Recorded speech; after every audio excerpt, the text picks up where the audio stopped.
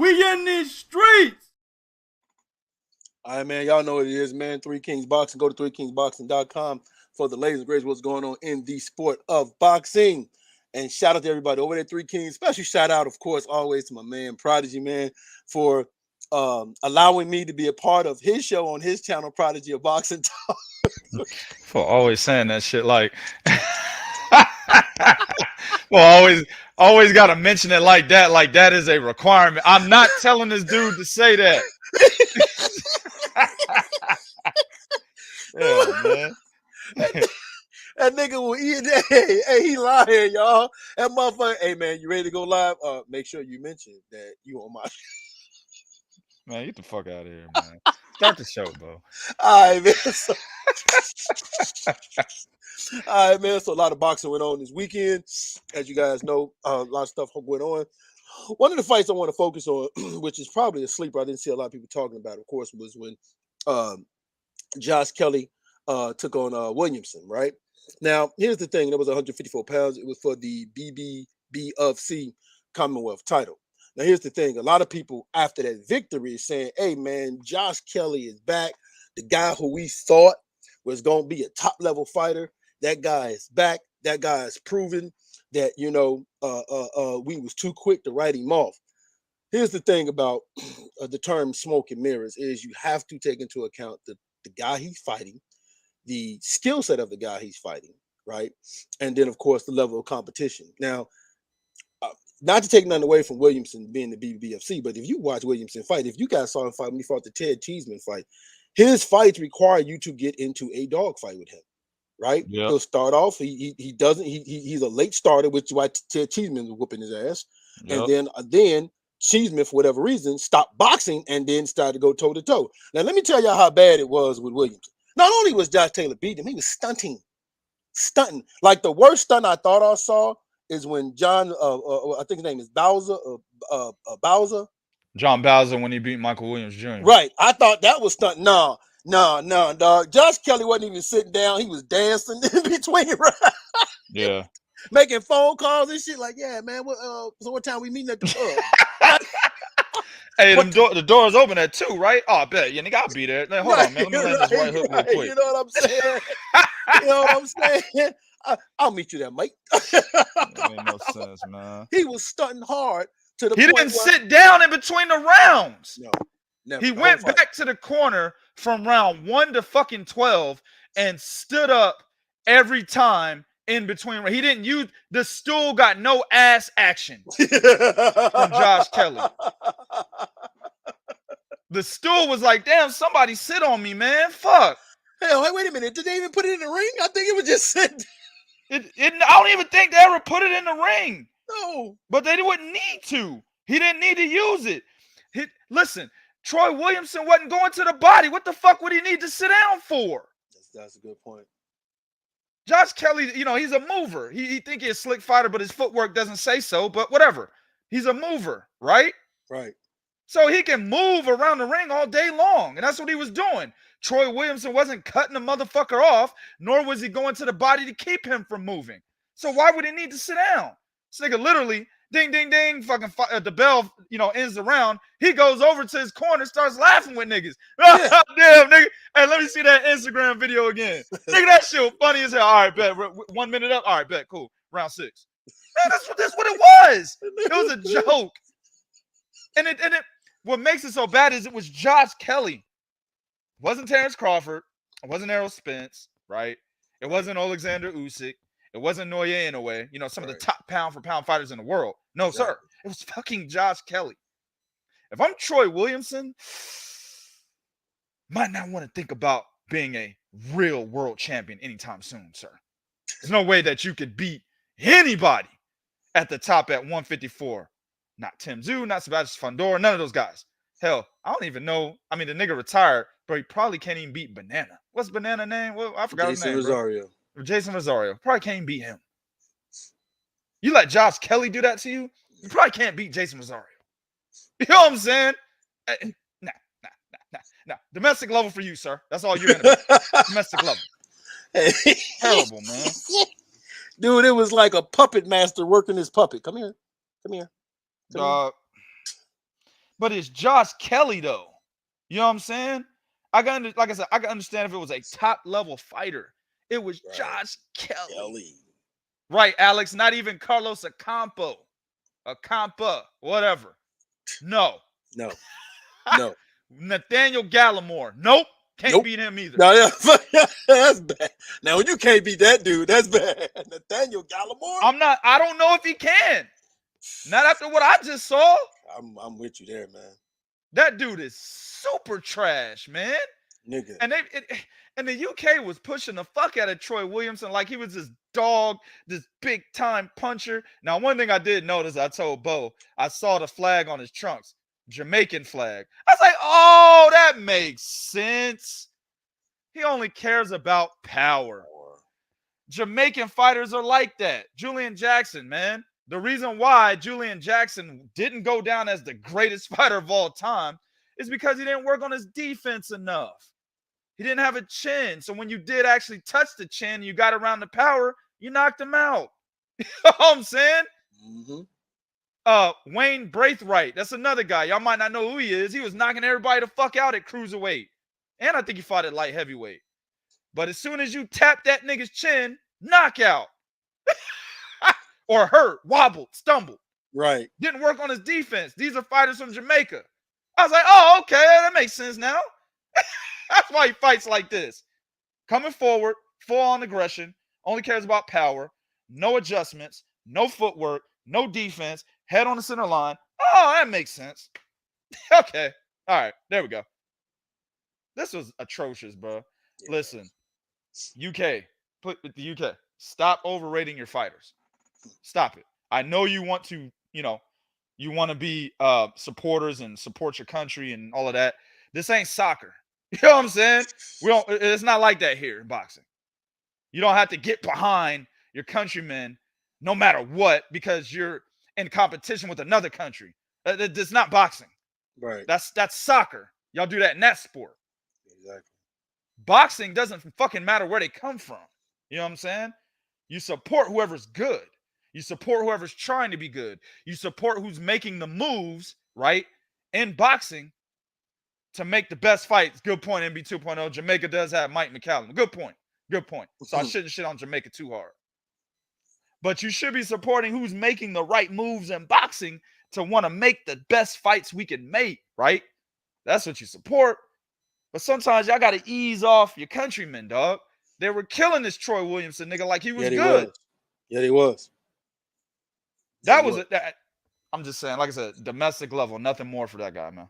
But the way they was hyping him, especially after, and then keep him to account. Listen, we know Ches Cheeseman. I like Ches Cheeseman, but come on, man. Because even when he beat Ted Cheeseman, I'm like, is Ted Cheeseman? It's Ted Cheeseman, bro. Like the forever domestic level fighter, like it's Ted Cheeseman. And they was hyping him up, and it was sad. This Josh Kelly literally looked at the same way coming in the ring. He looked the same way when he came in the ring. He looked the same way when he left. I saw so many flaws in Josh Kelly's. Wide looping punches, leading from the outside with the uppercut. What in the all hell? What? You're not supposed to do that. You don't lead with an uppercut from the outside. Why don't you do that?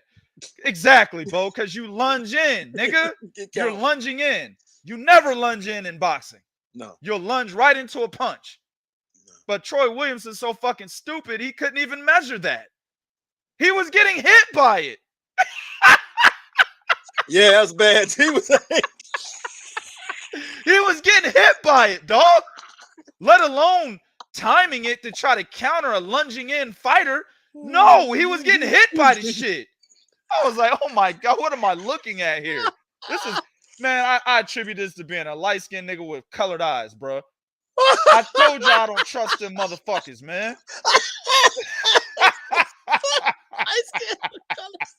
He had a double whammy. I don't trust light-skinned niggas with colored eyes, man.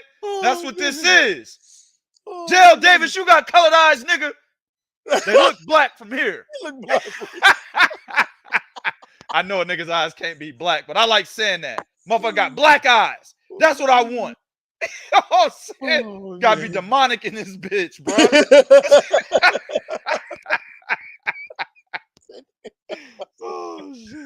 I'm with you, man. So yeah, man. Hey, stop.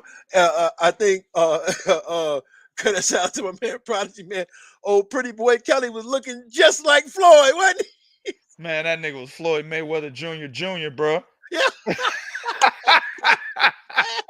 That's Troy Williamson's fault. He made him look like that. Yup. We all know he ain't Floyd Mayweather, nowhere fucking near. This nigga ain't even Floyd this nigga's not even Floyd Mayweather's toenail, bro. You know what I'm saying? But according to Troy Williamson, this nigga's the greatest fighter that's ever graced the ring. He can stun on you in the fight, in between rounds, laugh, joke with niggas on the side, not even sit on the stool, then come back out and do the same shit to you again. Yeah, this nigga must be the greatest fighter that ever lived, according to Troy Williamson. Exactly. Look, the niggas gonna be like, why you so upset? Because I hate when fighters get in the ring and don't know how to make adjustments. Why are you in this sport? That's very true. It's one thing to where you're just completely outclassed, right? The fighter's just that good. You're correct. Right? Like the names that I've named, the names that I have named. But we all know Josh Kelly's not that good. So why couldn't you make an adjustment against Josh Kelly? And they were simple adjustments. Keep your head off the center line, cut the ring off, and go to the body. Why couldn't you do that?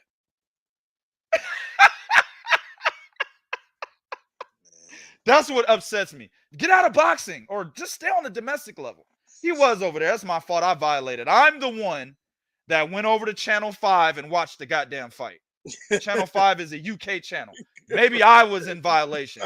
Troy's going to be like, nigga, I was on the domestic level. Your punk ass came over here. I'll be like, you know what? You're right. I'll never do that again. You're right, Troy. My bad. I thought I could watch boxing on a worldwide level and still get high quality fights. My bad, nigga. I won't do it again. You know what, man? You're right. You're right. My bad, man. I guess I'll go watch Pro Box. Right. I'll go watch a real professional boxing matchup. My bad, dog. My bad, dog. You know, I only thought we're training for all scenarios. You did that in training. Right. We thought you trained for all scenarios, nigga. I didn't know. I mean, literally, dog. Josh Kelly's style is not. It's not a. So when people say a fighter has an unorthodox style, they typically say that as a positive, right? He's unorthodox. Like, for example, Sinisa Estrada, she's very unorthodox. Yes, she is. So it's hard to kind of measure what she's going to do in the ring, right? Errol Spence can be unorthodox at times. With the way he fought Yordenis Ugas, he was extremely unorthodox in that fight, right? There's fighters out there that are unorthodox as positives. Josh Kelly's unorthodox as a negative. He's got so many flaws in how he does things. And that's why David Avenesian was able to get like, man, here, take this, nigga. You know what I'm saying? That's why he was able to do that. Right. So it's not like he's unorthodox and it's confusing motherfuckers. No, it's not that kind of unorthodox. It's actually a negative unorthodox. And he still couldn't do nothing against this guy. Terrible, man. Hey, Troy, man, I don't know, man. I mean, I think he's only like 20-something. Retirement might be in the nigga's 30, future, bro. That nigga's 30. Man, get up out, bro. Right. Man, go to college, man. I'm with you, man. All right, man. Speaking of college, man, that's where we about to take everybody right now with this next fantasy matchup, all right?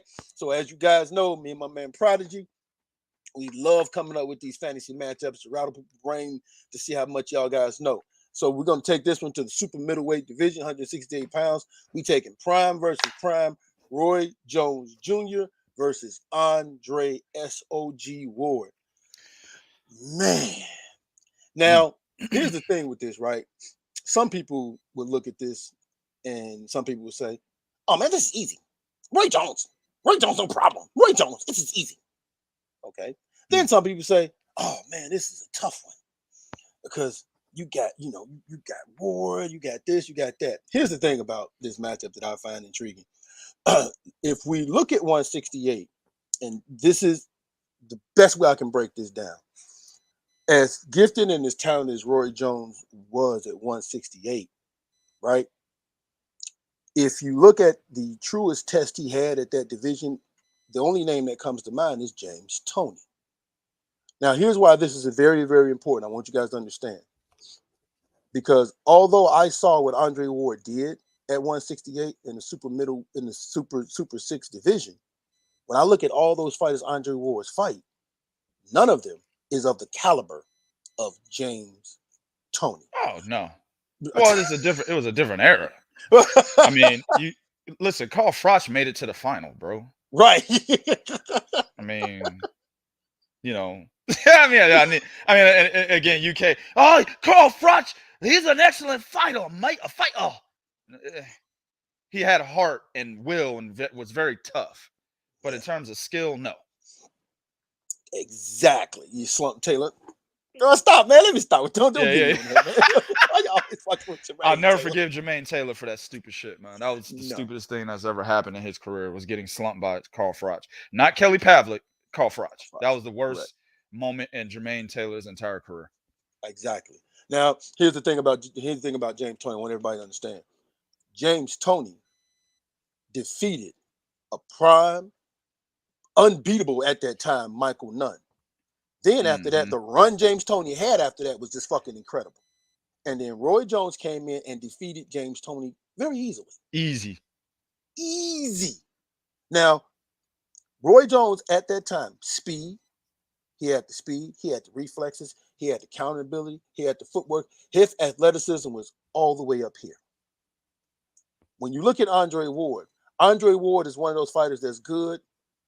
He's very good at everything, but he's not necessarily particularly great at all one thing, with the exception of one: his ring IQ. Well, he's A++ at that.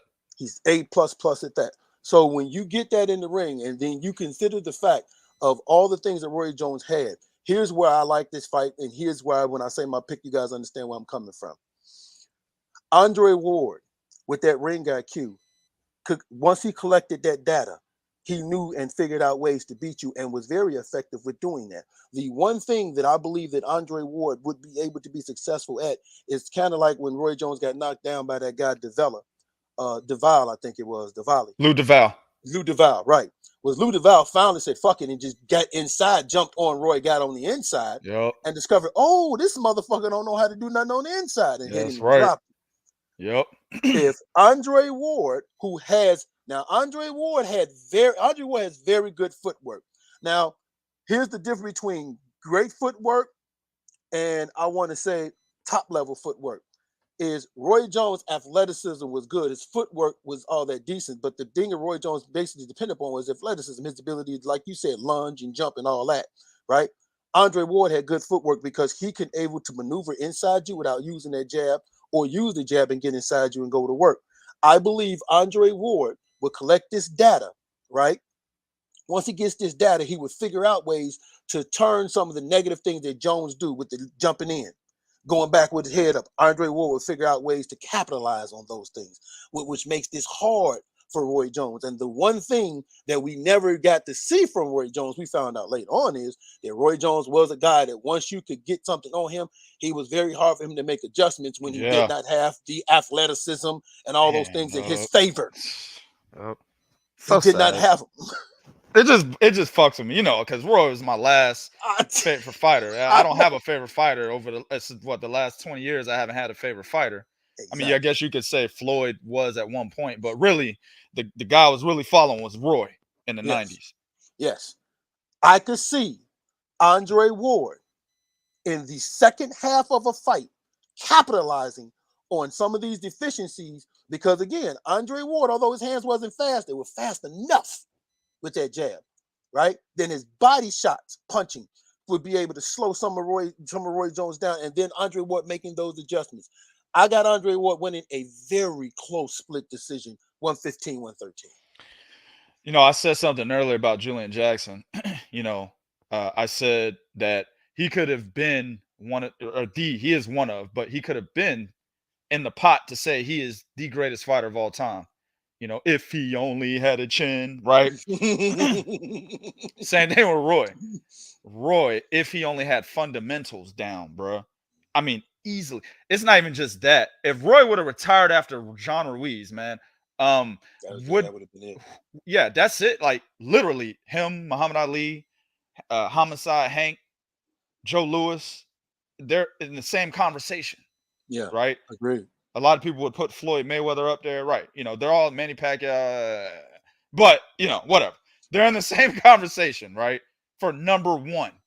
But when Floyd kept fighting, it literally fucking destroyed his career. It destroyed. I don't want to say Roy career. kept fighting. You mean? I'm sorry. Yeah, when Roy kept fighting, I wouldn't say it destroyed his career. It destroyed how people view him in the aftermath of his career. That's what it really destroyed, right? Because Roy is still going to be a Hall of Famer if he's not already there. You see what I'm saying? So it didn't necessarily destroy his career. It just destroyed how they view him. And it pisses me off because if he would have had fundamentals down early in his career, like when the speed is no longer there, the reflexes are going away, right? He would have been able to still win those fights. Like Floyd, for example. Floyd didn't have the reflexes he had when he fought Marcos Maidana. No, That's why he got hit by that overhand right. Really think that shit would have hit a younger Floyd? Stop. You know what I'm saying? Stop. Diego Corrales. Yeah, right. Right. That overhand looping right hand from fucking Marcos Maidana would not have touched Floyd Mayweather when he was younger. You see what I'm saying? But he didn't have the reflexes, but he had the fundamentals down to be able to beat these guys with these still, no matter what. Right? That's what pisses me off about Roy. All right, my rant's over. Now let's get to this. At 168, Roy Jones Jr. was unstoppable. Nobody could beat the guy. It was a situation where it was just way too much athleticism for anybody to be able to handle. Nobody had seen this kind of athleticism. Nobody. Since Muhammad Ali at heavyweight, you know, when he started. Nobody had seen this before, bro. That's very true. So nobody knew how to handle it. Nobody knew how to handle a nigga sitting there throwing a triple left hook at blazing speed. I think it was David Telesco that got hit by that, if I'm not mistaken. It was. That nigga had to take all three of those hits. He had no choice, right? Nobody had seen this before. That's the enigma that Roy Jones Jr. was. That's why he was able to beat James Toney so easily. But Bo made a good point about Lou Del Valle. Even though I think that fight was at light heavyweight, it was a little bit later. I'll put another guy in the mix that did the same thing, even though he beat the shit out of him. But the reason why the fight was closer than people remember before the disqualification happened was Montel Griffin. Montel Griffin was actually doing things to give Roy some trouble. And part of that was what Bo said that Lou Del Valle did. He was able to get inside. You see what I'm saying? If you can get inside of Roy Jones Jr., very tough task at 168. But if you were able to do that, you can nullify him. Also, the jab. A lot of people that he fought didn't utilize the jab in a way that they needed to utilize it to nullify his hand speed. Antonio Tarver does it later on. But Montel Griffin was able to use that as well. You see what I'm saying? Right. Those two things right there are key components of Andre Ward's game, y'all. Key components. I even submit, and people are going to be like, man, but he was an old Roy. But it still matters because it's still in context of what I'm saying. Joe Calzaghe. Roy was fucking him up in the beginning. Remember, he knocked him down in like the first or second round, right? But what did Joe do to adjust? He used volume behind the jab. You see what I'm saying? Now, he didn't get on the inside, but he didn't need to because Roy was old and he wasn't as fast as Joe was at that point. But the key thing that's still the common denominator is the jab. You see what I'm saying? Andre Ward was a master at using his jab as a fucking decoy to get on the inside. He could actually use it. Actually, he could dictate the offense with his jab. Don't get me wrong. I'm not saying he couldn't do that. However, he was really good at using it as a decoy to get on the inside of his opponents. And when Andre Ward got on the inside, this is the part where I slightly disagree with Bo. When Andre Ward got on the inside, he was A++ there as well. Bo mentioned that he wasn't good or great at anything, but really great at just his IQ. That nigga was great on the inside. Yeah. IQ and inside game. You're right. I forgot about that. You're right. Great. You know what I'm saying? Yeah, because he beat the shit out of Arthur Abrams like that. He beat the shit out of everybody. If he got in there, it was game over. Yeah. That's why whenever we, this was another fantasy matchup we did, and I guess I'm about to fuck it up, so we can't do it. But we talked about Bernard Hopkins and Andre Ward. That's why I had Andre Ward winning that fight with probably no problems, because it would have been two guys doing the same thing to each other. But Andre Ward is a much better inside fighter than Bernard Hopkins ever was. Much better. Yeah. And Bernard, I think, even alluded to that at one point. Bernard actually said he actually said he wouldn't have been able to beat. Yeah, he mentioned he wasn't interested in fighting Andre Ward. I remember that, right? So that's the problem.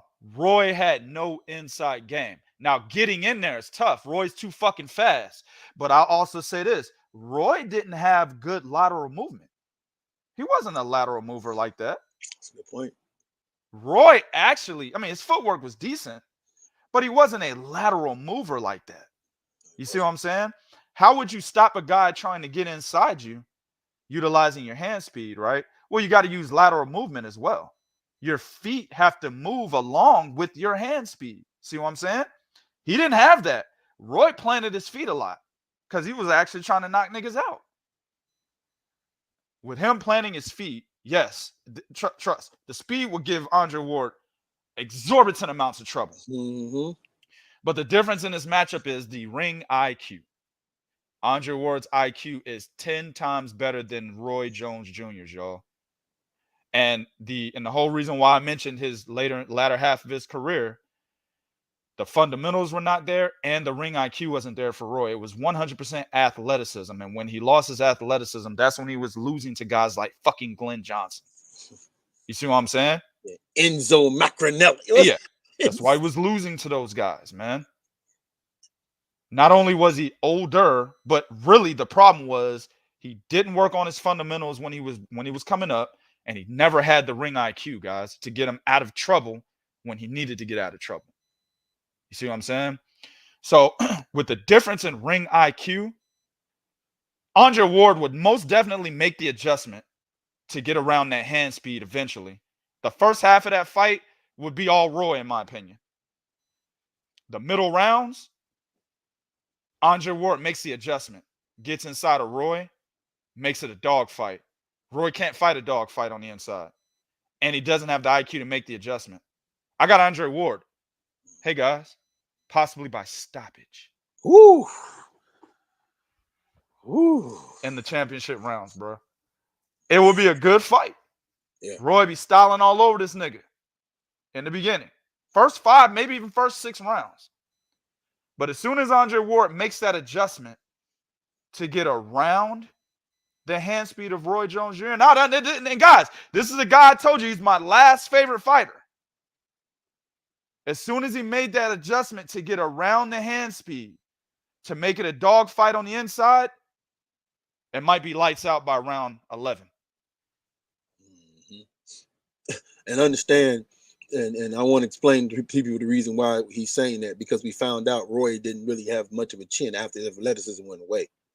So, and then Roy got knocked down, and Roy athleticism wasn't that bad when he got knocked out by Tarver. Nah, he still had it. Yep. Everybody looked for excuses for Roy. Yep. Even me. I was like, oh, man, the nigga, you know what I'm saying? I was young. I was like 16 or something like that when that happened. Right, I was like, oh, man, the nigga, you know what I'm saying? With the heavyweight, nigga. With the heavyweight, nigga. The nigga had the motherfucker drop back down and shit. You know what I'm saying? It was like 4-5 months, man. They give a nigga time. That's all. I was coming all kind of excuses. Right. You know what I'm saying? Young nigga doing that young nigga stuff. Yeah, that young nigga shit, right. They ain't giving me, fuck that, man. Fuck that nigga Tarver, nigga, old big lip ass nigga, man. Fuck that nigga. But the reality was, bro, in reality, now that I'm a mature adult, the reality was semi-mature. The reality was Antonio Tarver would always have Roy Jones's number because he had a better brain than him, and he had the tools to defeat his speed, which was that jab, and he was a southpaw. That's it. Ordinary Tarver, just as ordinary as can be, will always have Roy's number, man. That's why I say I don't think he would have beaten Andre Ward. You're losing to ordinary Tarver.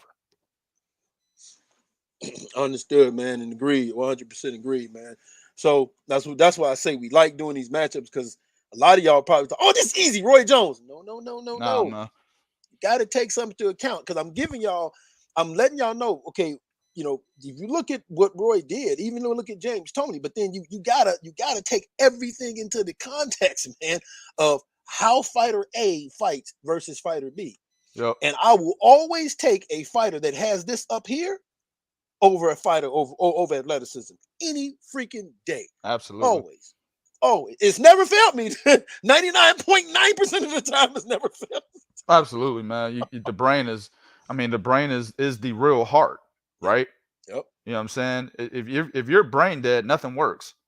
You see what I'm saying? I mean, you can still live, but they take you off the ventilator. Like, hey man, nigga's done. The brain's dead. The heart is what I like to say is like, hey, it's immediate. If that bitch stops beating, you're dead, right? Right. But the brain to me is the most important because if that motherfucker stops working, you can still be alive technically, but you can't do shit. You're just there. See? And it's the same thing in boxing. If you don't have the brains, you can have all the skill, but if you don't have the brains, then things happen. Not saying Roy didn't have the brains. He did eventually. He became a top-level fighter, became one of the greatest fighters of all time. But in comparison to other great fighters of all times, he didn't have the brains. Agree 100%, man. All right, man. Speaking of brains, man, Jaime Munguia I don't care what y'all say. That's a smart motherfucker, man. The Jaime Munguia is smart, man. So Jaime Munguia told the WBA, look here, y'all. Man, that Janibek thing, man, take that off the table, man. We not doing that. Y'all know I want GGG. I want Charlo. I want big fights, man. We not doing that. Jaime Munguia, man. Why is anybody surprised? But here's my thing, though, Prodigy. Why is anyone surprised? Why are you guys surprised by this? Jaime Munguia showed no interest in it when Dimitri Andrade had that belt. So why the hell would he look at a Janibek? Why? Jaime Munguia is the same dude that actually had no interest in fighting Charlo. He said, when the WBC said, we're going to order you in Charlo, he said, no, give me that Dervianchenko. Yeah, that's the one. Right. Give me that. Dervianchenko. Oh, no. Give me that doorknob Gabe Rosado. Give me doorknob that. Gabe. Give me that. Give me that right there. Give me that doorknob Gabe.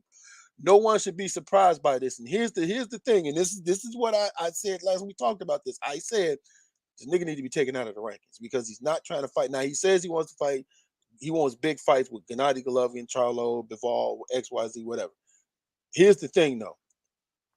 A guy is holding the spot that somebody else could be in that we shouldn't be wasting our time on.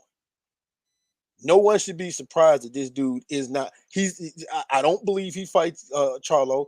Gennady Golovkin, I think that's a possibility. He's not fighting Bivol. They just saying the name out there because Bivol is like the hot chick right now because he beat Canelo Alvarez. So everybody's talking Bivol, and Bivol's like, damn, man, why y'all fucking with me, man? First y'all didn't want to say my name. Now everybody got my name in their mouth. Like, yeah. Bivol is like, what's going on, man? So at the end of the day, I'm not surprised by this. I'll be shocked if he fights Charlo or Gennady Golovkin. But for me, I'm not surprised by this. And the WBO need to take him out of the rankings, man. What's your thoughts on this? Only thing I'm surprised by is like, how the fuck did Jaime Munguia become another topic? Why is this nigga? This is the second time this nigga been on my show, man. What the fuck is going on here, man? Who's screening these goddamn topics? Do I need to bring Red in here to edit these motherfucking topics before we hit go live? Jaime Munguia ass should not be on here. I don't give a shit about Jaime Munguia. I don't care what he says, what he thinks. I don't give a shit about this nigga's fights. I told you I didn't watch the last one. I literally forgot. I told y'all I was on Netflix while this nigga was fighting. I was on Netflix watching documentaries. That's what I was doing. And then when I finished the documentary, I went and did the same workout I did the day before. That's a kind of a violation in the workout community. You don't do chest and back on Friday and do chest and back on Saturday. You don't do that. But I was bored. I didn't know boxing was on. I didn't know. I had no clue. I swear to God on everything. I swear I had no fucking clue boxing was on. I had no clue Jaime Munguia was fighting.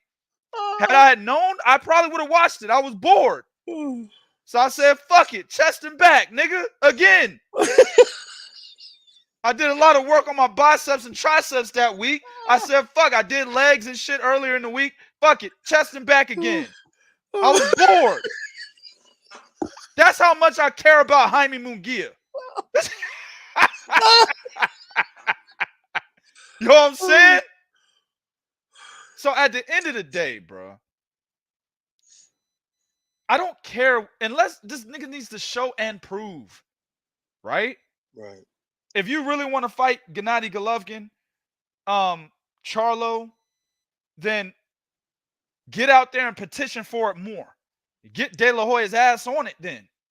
Make it known that you're trying to get De La Hoya to make this fight or these fights. Get with the WBC and have them mandate you for Charlo, right? I think Charlo's fighting Masage fucking Selecki next. Masage Selecki for what? You see what I'm saying? We don't give a fuck about a Masage Selecki fight. You're undefeated. You were a champion at 154. You moved up to 160. I think he's the number one contender there in the WBC. He's at least top 3. Make them mandate that fight. Why is he fighting Masage Selecki? But you're not out there advocating for that. You're not trying to really make these fights. Because if you were, you'd be more vocal. Agreed. You just now started saying that. You weren't saying that before. Instead, you were looking for Masage Selecki yourself, Doorknob Gabe, right? Dennis Hogan. You're looking for those guys. You're not trying to fight these guys. I don't believe him. We don't believe you, sir. Show and prove, nigga. Then maybe you'll be another topic. I am going to screen Jaime Munguia off my goddamn show until this nigga shows and proves. We'll refrain from talking about Jaime Munguia until this nigga shows me something. Fuck out of here. This nigga gonna fight Juan Francisco Macias Eduardo Montiel, whatever the fuck his name is. He gonna fight him next. Fuck out of here, bruh. Fight son, nigga. I'll take Carlos Adamez. Didn't he just win the Eliminator? Yes, I'll take him. Yes, he did. Carlos Adamez just won a fucking WBC Eliminator. Fight him then. I'll take him. He beat Derevyanchenko. Right. If Charlo's going for Masage Selecki, then you go for Adamez to solidify your number 1 status or top 3 status. Yep. Do that then. Yep. Something, nigga. You're doing absolutely zilch. Nada. Nothing. Man, go to the next top. Man, fuck Jaime Munguia. All right, man. So we got 2 prospects we're going to talk about to give these guys a little shine. Of course, one of them is a UK fighter by the name of Karol Itauma. Karol with the K. Now, this guy's a light heavyweight. I will say this, and I think I told Prodigy this. This guy reminds me of a very young David Benavidez when he first started out in the super middleweight division. This guy provides angles. He knows how to counter. He has very good footwork. Now, he's a southpaw, but he has a stick of a fucking jab, and he builds everything off of that jab. Now, keep in mind, of course, these are things that we see against lower level competition. As he starts moving up along the domestic level, we're going to find out more things about him. But as of right now, this young man seems to have the goods. The only thing I don't like about him is he has a tendency sometimes after combinations to put his hands down and stand there and look at his work. But that's not gonna be good when you go up against higher competitions. And then, of course, when he goes side, because he likes using angles, but the problem is he's too high up when he uses the angles. You got to get a little low. You got to squint down a little bit to use those angles. That way, because you leave yourself open for counters. So I definitely like that young man there. Then another young man is Diego Pacheco. Diego Pacheco actually trains with David Benavidez. That is why he will remind you of David Benavidez. Yep. He's tall. Why? He has Diego Pacheco, in my honest opinion, out of all the prospects, he shows me a lot of wisdom beyond his years. He shows me a lot of patience. He doesn't rush things. He lets the fight come to him instead of forcing the fight.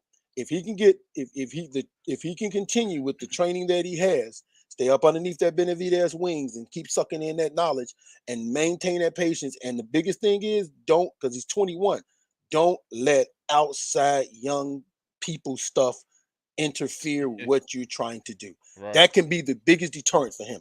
Outside of that, at super middleweight, I don't think he stays at super middleweight, but outside of that right now, this young man, actually, in my honest opinion, It's time for them to start pushing this young man to fight somebody in the top 15. I think he stays at super middleweight as long as he can. I agree with you. He probably doesn't. Kind of like the Ryan Garcia effect. We knew he wasn't going to stay at 135 as a youngin. He'd move up eventually. But I think he should try to stick around at 168 as long as he can, because let 175 play out. Like Bivol and Artur Beterbiev, let that play out. Let those guys kind of go by the wayside before you make that move up. You see what I'm saying? Soak in all the knowledge you can at 168. Granted, this guy is no fucking David Morrell. You know what I'm saying? I think David Morrell is only 24. He's definitely not him in terms of skill, but he is another piece that can become the center of 168 if he decides to stay there and he has the right growth and the right direction. So, yeah, I'm excited for him, man. I'm excited for that division because they seem to have, I had to go look at all the divisions, but they seem to have some serious young guys led by David Morrell that can really turn boxing into something different, for years to come. Agree, man. I agree 100%. I'm happy for that division also as well, man. All right, man. So as you guys know, man, two division world champion Shakur Stevenson, right? He had to say something back because Gervonta Davis talking about somehow, he clapped him or beat him up or whatever it was in sparring. So Shakur's out here talking about something. Hey, man, I'm the dude that is going to expose Tank Davis. He said, and then Shakur made a very good point. He said, man, you always talking when you got a fight lined up. He said, talk to me after you beat, Golden Girl Ryan Garcia. Then come holler at me. But I'm the dude that will expose Tank Davis. It's just funny how they be shitting on Ryan Garcia, man. Like they don't even take this nigga seriously, y'all. Like, y'all understand that, right? All you out there that believe Ryan Garcia can beat Tank. Like, nobody even takes Ryan seriously. He's a joke to them. Yeah, he is. Well, I mean, they just remember how to do. Look, I mean, same thing with Rolly, right? They're like, man, we saw you in sparring, dog. Come on, man. Well, they fought him in the amateurs several times. I think Ryan beat Devin Haney when they were much younger. They were like, 10. You know what I'm saying? Yeah. Shakur beat Ryan Garcia several times. Ryan's never beaten Shakur. And then I think Devin had beaten Ryan Garcia more times than Garcia. I think Garcia only beat him once. I had to go look for that shit again, but I know Haney beat him more than one time. So I think that's the scenario. That's the situation that, that little triangle, that love triangle. That's why they don't really, consider Ryan Garcia like that, because they're used to seeing him get his ass whooped. Exactly. But I agree with Shakur Stevenson. I think Shakur Stevenson is the guy. I got to understand something, man. Shakur Stevenson defense is something that Tank Davis has never seen. And on top of that, Shakur Stevenson ring IQ, I believe, is a lot higher than Gervonta Tank Davis. And then if Shakur Stevenson, if he gets it going, because we know he can let his hands go, Shakur Stevenson's not going to leave himself out there exposed. He's not going to let Tank Davis throw the same shot. Like Tank Davis was telegraphing, he was trying to hit Leo Santa Cruz with the uppercut. Leo Santa Cruz didn't catch on to the telegraph. The 3, the 4 telegraph, he didn't catch on to it. Right? Okay. Shakur Stevenson will see Tank just make a move and know that what he's going to try to do. I want to see that fight. Now, do I think Gervonta Davis fights Shakur Stevenson? No, I don't think it would be 100% on Tank. I understand Shakur Stevenson with Bob Arum, and Bob Arum kind of runs these fighters' careers, but Shakur has actually been doing his own thing. I think Bob is allowing Shakur to do his own thing because he knows how good Shakur is. The thing is with these promoters, when you see them shielding these fighters, for example, Jaime fucking Munguia, for example, it's because the promoters understand that those fighters are limited. You see what I'm saying? Yeah. Bob Arum has been around boxing 200 years. You know what I'm saying? He knows who's good and he knows who's not. When he makes matchups against cross promotions, understand he's doing that because he understands his fighter's going to win. A la Jose Ramirez, Maurice Hooker. He knew Jose Ramirez was going to knock this motherfucker out. He knew Maurice Hooker was overrated, just like I did, right? Me and Bob Arum knew that. We chilling, smacking hoes on the ass, saying Maurice Hooker was fucking overrated. We did that. You know what I'm saying? So at the end of the day,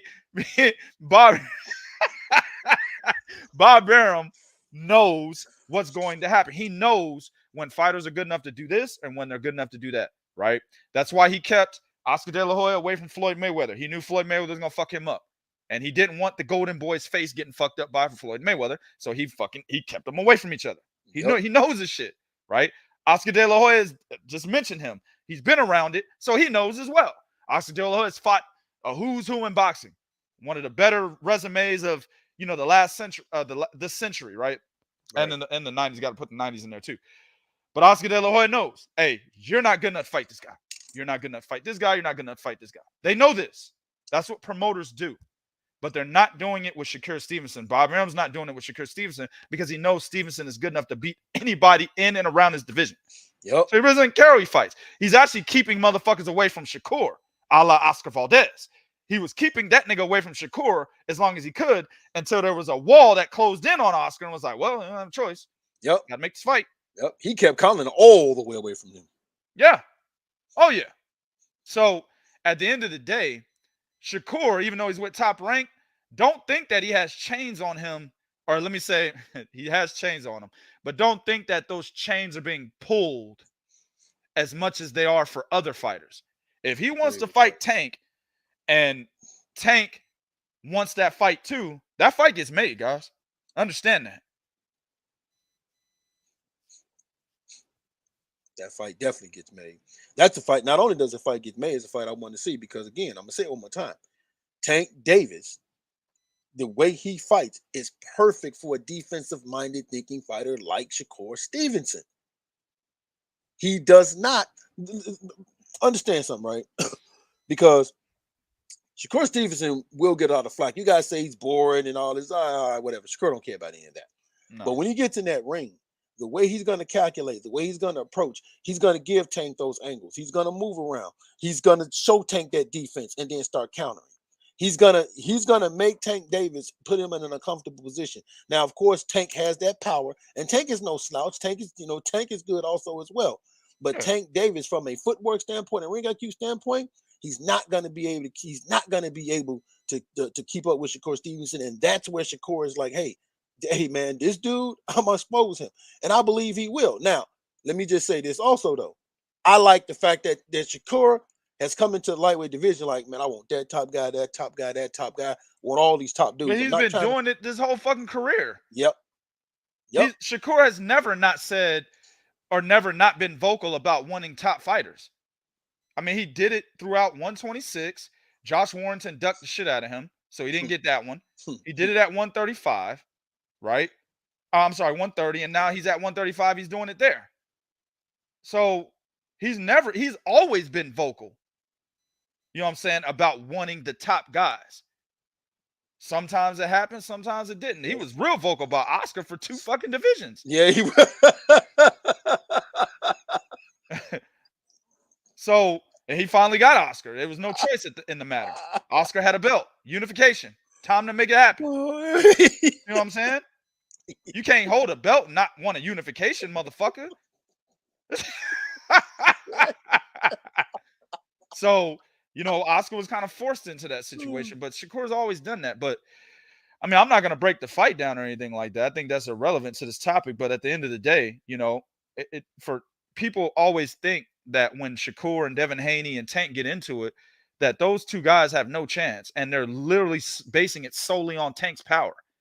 And the Boxing 101, power is not the top asset, bro. It's not. Never has been. I mean, fighters get their ass. I mean, power punchers get their ass whooped all the fucking time by niggas with no power too. Happens. It's really not that important of an asset. No, it's not. But see, boxing fans, they get enamored by knockouts, and so they automatically put power on this pedestal that it doesn't deserve. Especially when you're talking about guys with the ring IQ of Devin Haney and Shakur Stevenson. I'm not saying Tank can't beat these guys. I'm just saying you got to go look at it a little bit more than fucking power when you're talking about these matchups. That's all I'm saying. Agreed, 100%, man. 100% agreed. And then speaking of Devin Haney, man, Teofimo Lopez is, listen, I'm sorry. Teofimo Lopez is jealous. I just got to say it, y'all. He just understand something. Devin Haney does not talk to Teofimo Lopez. Teofimo Lopez always got Devin Haney name in his mouth. Devin Haney is like, man, I'm finna fight Joe. I beat George Kambosos twice. Now I'm finna fight Vasily Lomachenko. So basically, you guys know the story. Go to 3kingsboxing.com. Bill Haney called Teofimo Lopez's father and said, hey man, after my son fights Lomachenko and your son beats Sandor Martin, hey man, let's make these guys fight at 140. Teofimo openly admitted he told his father, man, don't call them dudes back. Don't call them back. He openly admitted it. Yeah, I know about that. I told my dad, don't call him back. Don't call him back. Now, understand one thing. Here's my problem with that statement. Here's my problem with that statement. He said, I told my dad not to call him back. As a father, I wish the fuck my son would tell me who not to call back. Man, you off on some other shit, nigga. Listen, his dad is his manager. Ain't got nothing to do with father-son shit, bro. His father works for him. You know what I'm saying? So that ain't got nothing to do with father-son shit, nigga. You talking about like, nigga life and parenting, nigga. This nigga all you old ass nigga. I wish this motherfucker would disrespect me like that as his father. Nigga, ain't got nothing to do with it, bro. This is business. Right. He works for Tio. And Tio's telling him as his employee, pretty much, don't call them niggas back. You're right. You're right. You're right. But it's clear that the fact that Devin Haney is considered a legit undisputed champion, the fact that Devin Haney easily beat Kambosos twice, the fact that, you know, when you look at Devin Haney's legacy, it's starting to pass his, it's clear that it's bothering him. It's very clear that these are the things that is bothering him, to the point that, you know, for him to sit there and say, or, you know, your son, your son's a bum ass. Well, this bum ass beat a guy that beat you very easily twice. So what you thought you won the fight, but it was close enough to where the other guy could have won it and did win it. That's embarrassing. Yeah, right. Exactly. Right. And then, of course, you know, like we said, now if he goes in there against Vasily Lomachenko and he kind of, I don't expect him to have an easy time, but let's say he doesn't have the struggles that Teofimo Lopez has. Guys do understand that Devin Haney's legacy is growing with this undisputed and these guys he's trying to fight. So at the end of the day, for me, I'm like, hey man, listen, just dude, for me, these guys need to fight. Now these guys need to fight each other. We didn't get it at 135, but at some point you guys need to fight each other, because this is what's hurting the sport of boxing. You got all these young guys, all these top young guys around, and they're not trying to fight each other. So then at the end, when we go back and look at your legacy, we're going to find flaws in it. Then you're really going to get mad because you're not being given the credit for, you know, the credit that you feel you deserve, but you're not doing anything for it. Listen, man, whenever Teofimo Lopez and Terrence Crawford speak, this is how I feel. What the fuck, y'all? God damn! God damn! That's how I feel, bro. Whenever they speak, whenever you tell me something that Teofimo Lopez has recently said, or Terrence Crawford's out there making another video making himself look fucking stupid. Literally, bruh, we're on the phone. I'll put you on mute and do this. What the fuck, y'all? God damn! God damn! I'm dead serious, nigga. Listen, guys. I've already talked about that interview he had with Fight Hub. And they asked him about Devin Haney. Devin Haney had just beaten, I think, Kambosos, became undisputed, blah, blah, blah. And they asked him about that, and he was like, man, you see, man, these guys haven't done anything. I'm paraphrasing, of course. These guys haven't done anything. What has he done? What has he done to deserve the fight? The nigga just became undisputed champion. I see what you media guys do, you know. And I'm not only am I gonna expose them, but I'm gonna expose you too. What the fuck are you talking about? He asked you about fighting Devin Haney because Devin Haney became undisputed. I don't like none of these media dudes, but in this situation, I gotta side with the dude from Fight Hub. He was just asking you a question. Can that fight be made? Because Devin Haney has now become an undisputed champion. He's no longer that dude that didn't do nothing. He's no longer that guy that has this email belt. He is a solidified undisputed champion at that point in time. So you can't use those excuses. So he went from not using those excuses to saying shit that doesn't make sense, like, well, what has this guy done? When he literally just became undisputed by beating the guy that you couldn't beat. This guy listen, Teofimo Lopez does not want to fight Devin Haney. That's already been established, right? Because he admitted and said, hey, don't call those guys back. That's him telling you, I don't want to fight him. What he's not saying is, I don't want to fight him because of the risk. That's what he's saying. I don't want to fight this guy. Too much of a risk. I don't really want to make this guy a star. That's what he's saying. That's what he's saying. Tio knows that if he fights Devin Haney, there's a chance that he fucking loses to Devin Haney. And he won't be able to live with himself if he accidentally fucking loses to Devin Haney. To him, it'd be an accident, or it'd be, you know, a situation where, you know, he was robbed or something like that. It would never be a legitimate win for Devin Haney if he were to beat Teofimo Lopez. So that motherfucker can't live with that. He has a disdain for Devin Haney so much that he won't fight him because he doesn't want to lose to that guy and possibly catapult his career. That's what this is. Guys, what does that remind you of? What I just said, right? Yep. A fighter not wanting to fight another fighter because there's a possibility that they may lose and catapult that guy's status. There's another fighter out there that should remind you of. Here you go. Yeah, my bad. Tell Andrade I'm fuck Andrade, pussy ass. You know what I did? I said, all right, we ain't fighting him. We black card him. We put him on the black card, nigga. You ain't getting a fight, nigga. Ain't no money for you, nigga, in this boxing world. You better go represent that bar you tried to open like 2 years ago, nigga. Fuck wrong with you, Rhode Island ass nigga. That shit weak. I fought up there. That shit weak as fuck. Nigga, ain't nobody up there. Chill, ain't no real niggas in Rhode Island. Nigga, fuck wrong with you. Fuck out of here. I hate Andrade. So you won't fight him because there's no real niggas in Rhode Island. You see how stupid that sounds? Has nothing to do with any of that. Has nothing to do with any of that. Right. Has everything to do, and people are going to be like, well, they always do this. He turned down the fight when they were supposed to fight in 2014. Nigga, that's fucking 8 years ago. 8 years, nigga. 8.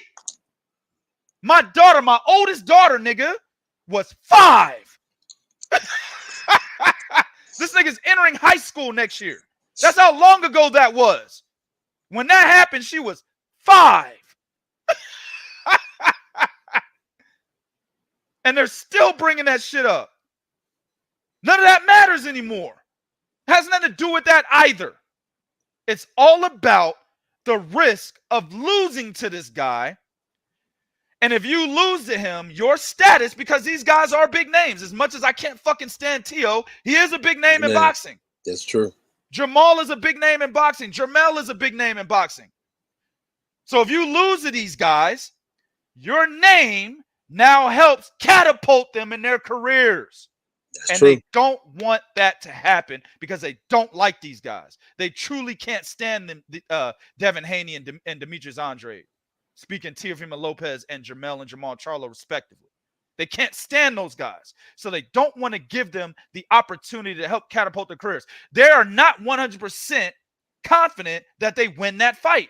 Because if they were, they would have made the fight, made the money, because there's money in all those goddamn fights, and whoop their ass, but they don't have that confidence. Yep. They're saying, yeah, the nigga is good. I hate this nigga, but he's good. And I can lose to him. So I ain't catapulting his career. Fuck that. That's exactly what this is. Boxing fans should be all over Teofimo Lopez's ass right now. No homo. But they're not. Because boxing fans are fucking stupid. Right. 75 average IQs. Average, nigga. 75. That's why. Instead, they're going to fanboy him. They're going to agree with him. They're probably going to say the same shit that he said. Yeah, what has Devin Haney done? Nigga, that's dead now. Right. You can't even use that argument anymore. It wasn't a good argument to begin with. Now you really can't use it. He's literally sitting at the top of the goddamn division at 135. You see what I'm saying? Right. So that's what, instead of getting on Teo like they should, they're going to go buy a Sandor Martin fight. That's what they're going to go do. Or they're going to go view a Sandor Martin fight. I don't think it's a pay-per-view, but you get what I'm saying. They're going to go give it a view. That's what they're going to go do. Yeah, man, fuck Teo. Oh, Teo's fighting? That's what they're going to do.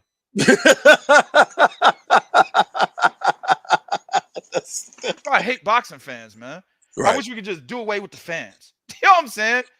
Do this, like, freedom of speech don't count for fans. Fuck them. Right. You know what I'm saying? It's a dictatorship when it comes to fans and their comments. It's a dictatorship. I'm just saying, bro. And that's the situation. That is the situation here, bro. He's going to continue to do what he's doing, say what he says, because you guys are still going to support him. Agreed. It's the same thing with your government. Government shits all over you, gives you shit, makes you put shit in your body that you don't need. You know what I'm saying? Killing you slowly with your food, but you don't say nothing. You just allow it to happen. Same thing. Same thing in boxing. Promoters shitting all over you, taking your money, giving you matchups you don't want. But you're still going to support it. So as long as that happens, Teofimo Lopez is going to continue to do what he's doing. He's not going to give you the best fights, right?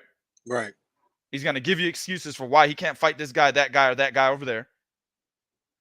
And it's just going to continue that way. We're going to have to make fantasy matchups between guys that are in the goddamn same division 20 years from now.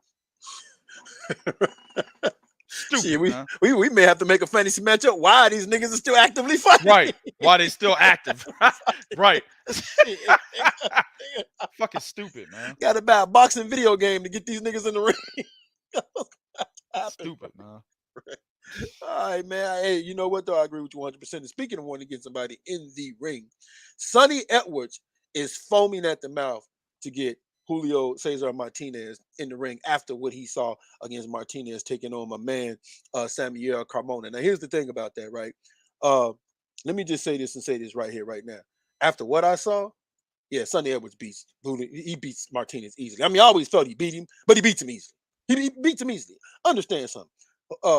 Sonny Edwards is a way better boxer than Samuel Carmona. And Samuel Carmona was beating Julio Martinez with something very simple and basic.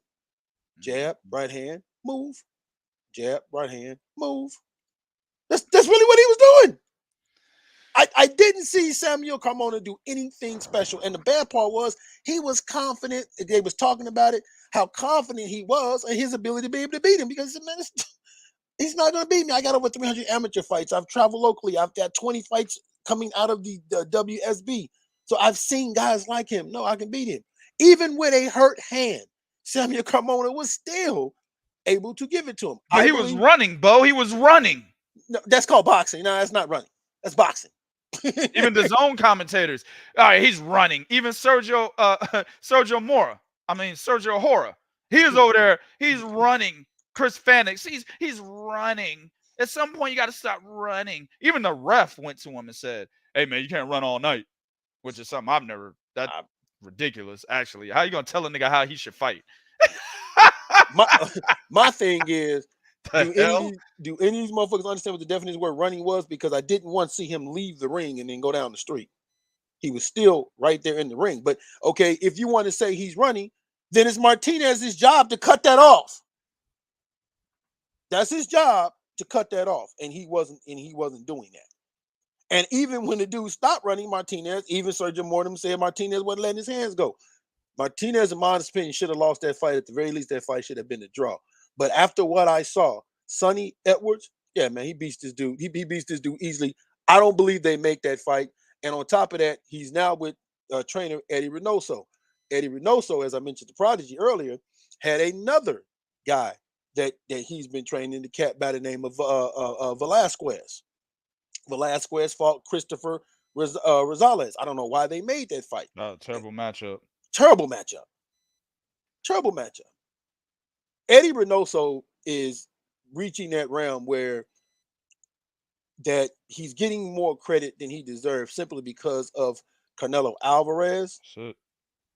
He's reaching that realm where he's getting that credit more than he deserved only because of Canelo. But at the end of the day, if you want to tell me based off what I saw against Julio Cesar Martinez, I didn't see an improvement at all. I didn't see anything better. Actually, I saw a worse version of him. And if he gets in that ring against Sonny Edwards, that and the new unified. Yeah, I mean, listen, man. Heisenberg, I didn't see that fight, man. He said some nigga got a draw getting punched in the back of the head. I didn't see that. What fight? Put that in the chat. Tell me what fight that was. But nah, man, listen, man. Like, something got taken out of Julio Cesar Martinez against that Roman Gonzalez fight. Remember I told you guys when we talked about him being on the undercard of, Chocolatito Estrada 3, and we were talking about the prospective matchup between Sonny Edwards and Martinez. And I told you guys, I said, I think Edwards takes over 112. And somebody was like, he even beats Martinez. I said, I think he would beat Martinez because right at this moment in time, we're not sure how he's feeling right now after losing to Roman Gonzalez. I said at the way he lost to Roman and the type of personality that Martinez exhibits in the ring through his fighting, I had a feeling that him being completely outclassed, the way that he got outclassed, was going to affect him. And that's what we saw last night, bro. Dude from Spain. I think he's from Spain, right? Samuel Carmona. Yeah, he's undefeated dude from Spain.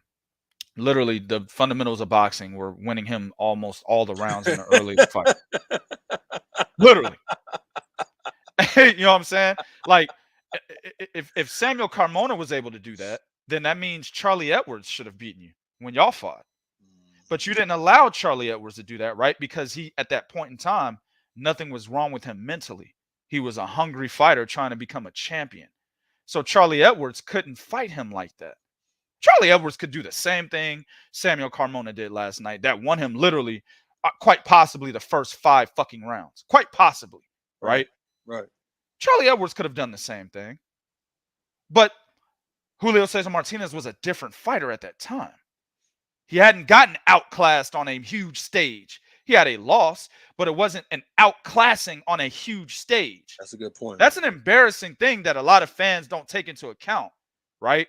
When fighters do take that big step and fight somebody, you know, who's a pound-for-pound fighter or a very popular fighter in the sport, and they go out there, understand they have psyched themselves up to convince themselves that they're better than their opponent. Yeah. Leading up to the fight. Yeah. They've psyched themselves up to convincing themselves they're better. And then when they get in the ring and just get completely fucking outclassed, that's embarrassing, especially when the fighter's a young fighter. You see what I'm saying? Mm-hmm. So I believe the reason why we saw what we saw last night from Martinez, him not being able to cut the ring off, his offense not really being as effective as it has been in the past. I don't give a fuck about Samuel Carmona using lateral movement all around the ring. I don't care about that. Do I like it? Not really. It reminds me of Guillermo Rigondeaux.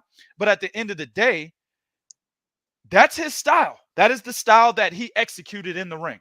It's not illegal. It's not eye-catching. It's not as good as seeing a fine-ass bitch with big ass and big titties, obviously. We don't like that. You know what I'm saying? It's more like seeing an ugly bitch with no ass and no titties. That's where it's at. But it's still not illegal. The girl can still walk down the street, right? We can't just eradicate her off the face of the earth because she ain't got no ass, no titties. Why she gotta walk down my street, though? Right. It's just she can walk your street, too. Nigga, you can't do nothing about it. Same thing with Samuel Carmona using lateral movement. Nothing you can do about it. We don't like it, but it's going to happen. It's legal.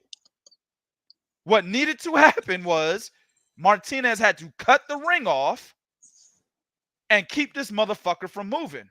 Actually, what I would have liked to see is Martinez cutting the ring off and just using a whole lot of aggression. Just go in there. I understand Carmona was counterpunching him, and that's what Martinez was worried about.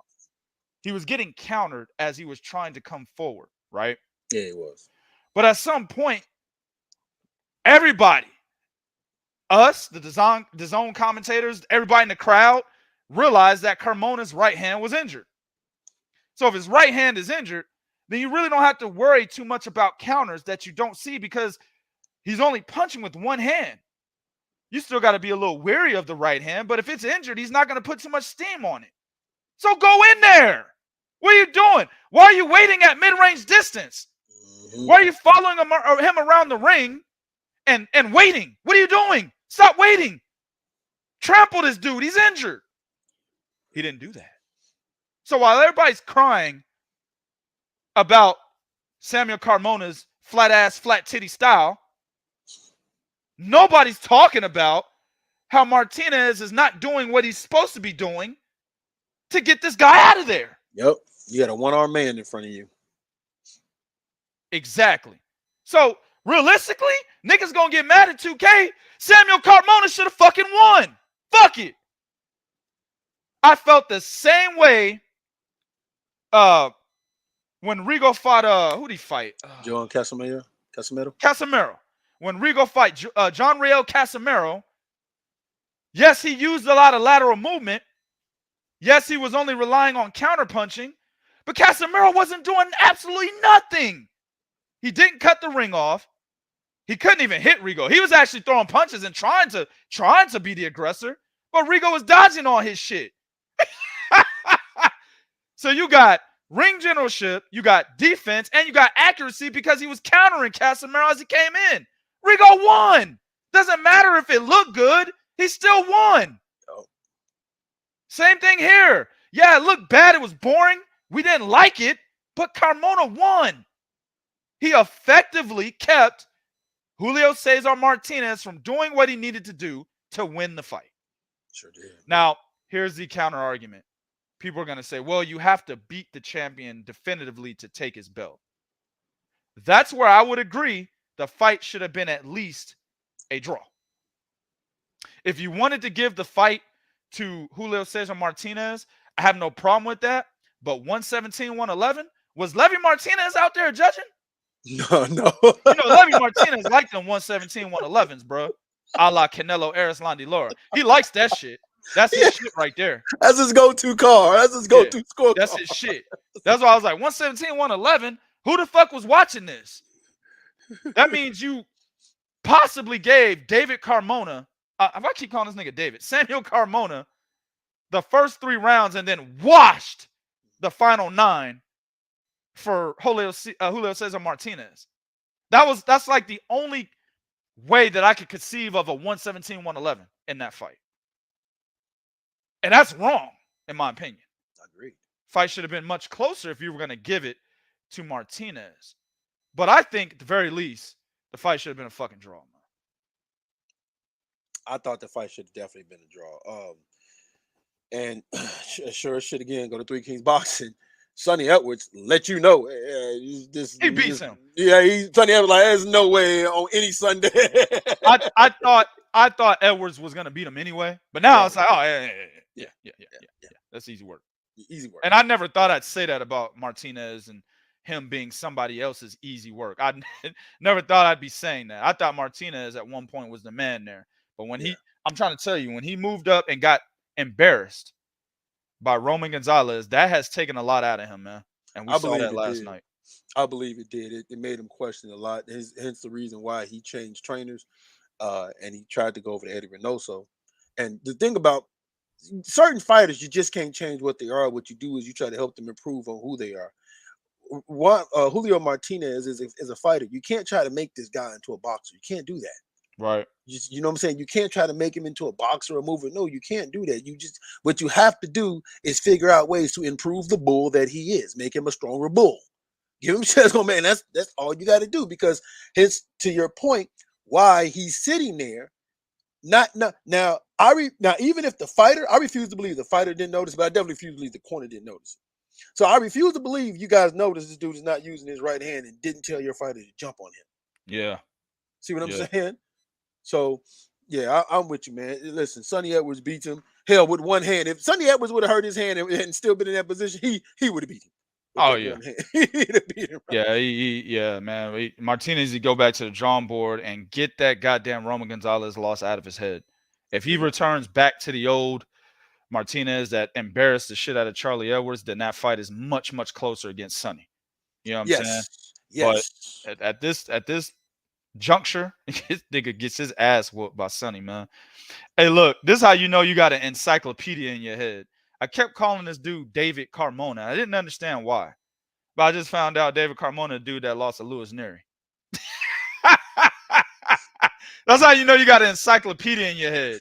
You got all these fighters in your fucking head, and they might have similar names, and you trip up the names. You're like, why am I calling this nigga that? So I had to look. I'm like, there must be a David Carmona somewhere, because I keep calling this nigga David Carmona. That's the nigga that he lost to Louis Neri. That's why. Another Mexican fighter, by the way. Yeah, he's a Mexican fighter. Yeah, David is crazy, man. That's crazy, man. So speaking of crazy, Daniel DuBois, as you guys know, Daniel DuBois fought. He defended that WBA regular heavyweight title, but he defended against a guy a lot of you guys don't know, a cat by the name of Kevin Lerana. Now, Kevin Lerana is a cruiserweight. He was a top-rated cruiserweight also as well. Kevin Lerana is actually pretty. Actually, I ain't gonna say pretty good. Kevin Lerana is good, right? He just hasn't been able to be on that stage where everybody can see just how good he is now. They got South Africa. Yep, exactly. Johannesburg. Yep, exactly. Them South Africans really don't have much of a showcase. Only at the smaller weight divisions. At the higher weight divisions, you don't really see a lot of them come out of there. No. Exactly. You're right, 100%. So he hurts Daniel Dubois in the first round. Hit him on top of the head, hurt him. Actually dropped him 3 times. Now, for whatever reason, he didn't press him in the second round. Daniel Dubois regains himself, winds up stopping this dude, knocking him out. Now, here's the thing. A lot of people, including myself, is saying that, hey, man, he has sort of vindicated himself from quitting against Joe Joyce. And I've often said, sometimes you got to go through some shit, learn from that, and come out better on the other end. Well, that's what he did. However, and my man Prodigy said this to me, and he's right. We should not excuse the flaws we saw from this motherfucker in that fight. And we saw some flaws in that fight in the first round. Hell, even in the second round, we saw some serious flaws in that fight. Hey, hold on.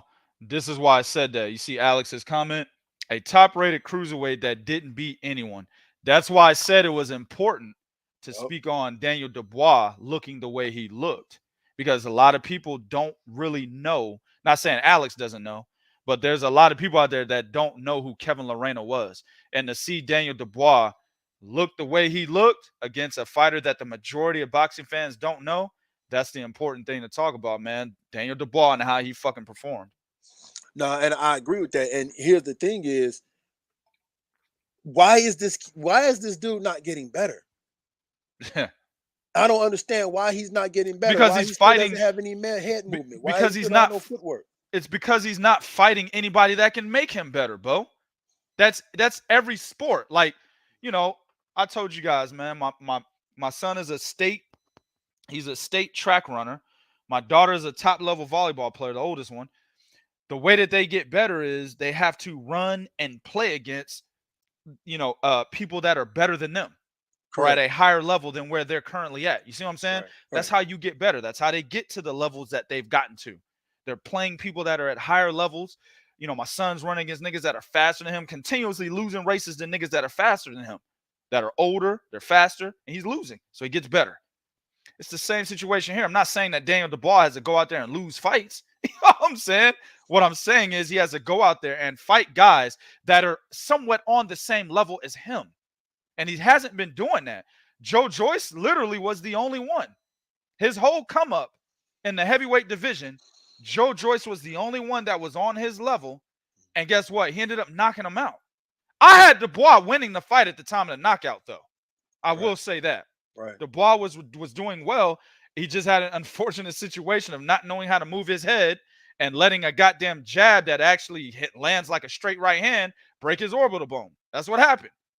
So he hasn't fought anybody outside of Joyce that's on the same level as him, dog. That's why he's not getting any better. Trevor Bryan's not going to make you better. You know what I'm saying? That's true. Kevin Lorena honestly wouldn't have made him better either, but it's going to make him think now. You know what I'm saying? Shit, maybe I should change some things up, nigga. Y'all said I went down 3 times? One of them was voluntary, too, because he just got hit. He got hit, got hurt, got up, tried to fight. Oh, wait a minute, I'm still hurt. Right. You know, Daniel Dubois should have, after Joe Joyce, and a lot of people, they go back to he needs to take a tune-up. And I say this sometimes for some fighters, Daniel Dubois should have never been back in the tune-up level. I know he broke his orbital bone, but when that healed, he should have got back in the ring with a top-level contender. That's what I feel. Because I think the whole reason why he couldn't overcome, because I always go back to guys like Arthur Abraham when he fought Edison Miranda. Right. And his goddamn jaw was hanging off his fucking face. And that happened in the 4th round, too. I remember when he was inside throwing punches against Miranda, he had to keep his mouth open while he was throwing punches because his fucking jaw was literally hanging off his chin, man. It was hanging off his cheek. It was, you know what I'm saying? Yeah. Like, you ever play with them fake skeletons? And, yeah, right. The jaw won't close, and you just keep flipping it up and down and shit. That's what his jaw was like, man. And it happened early in the fight. I believe it was the 4th round. He went all the way to 12 and won the fight. I always talk about that. Now, I get it. Injuries are, not every fighter can fight with fucking injuries. I mean, what Arthur Abraham did was fucking phenomenal. It was. That made me I liked Arthur Abraham after. I won't say I was a fan, but I liked him. I respected the fuck out of that dude. You couldn't say nothing bad about Arthur Abraham to me after that fight. You see what I'm saying? Right. But to me, as a fighter, right, you have to have that grit, bruh. Understand the injury is there. It fucking hurts. Understand it's bothersome. It's actually more bothersome than it does hurt. You know what I'm saying? You don't feel the pain until later. It's more bothersome. I understand that. But you got to work through that, especially if you're possibly winning the fight, man. I mean, I get it. Motherfuckers are like, 2K, nigga. DuBois could have went blind. Hey, DuBois signed up for this. You know what I'm saying? He signed up for this, man. He wanted to be a professional fighter. This is what comes with it. Are you going to stop? Or are you going to keep going? See what I'm saying? Right. So he stopped. But in my opinion, the aftermath of that, for me, if I was his advisor, I'd have been like, bet, let's get you right back in there with another top-level fighter after you heal. I don't want you going back down there to the goddamn bums and shit. What's Bogdan Dinu? That's my nigga name. That's my dude. Bogdan Dinu. We don't want you fighting him. You know what I'm saying? I think he did fight him too after Joyce, ironically. We don't want you fighting those type of guys. You know what I'm saying? You are winning that fight. Let's heal your orbital bone, get you right back in there with a top contender. But before we do that, we're going to train on getting you to learn how to move your head. See what I'm saying? Right. Why are you putting them back down there with the bums? The journeymen. The prospects that couldn't be top-level prospects because they're not good enough. Why are you doing that? That's why he's not getting better, bro. And that's why you saw what you saw last night. Or yesterday. Yeah. I mean, I can't argue with it because it was really bad. Because actually, the punch he got hit with, I'm like, did you really get hit with like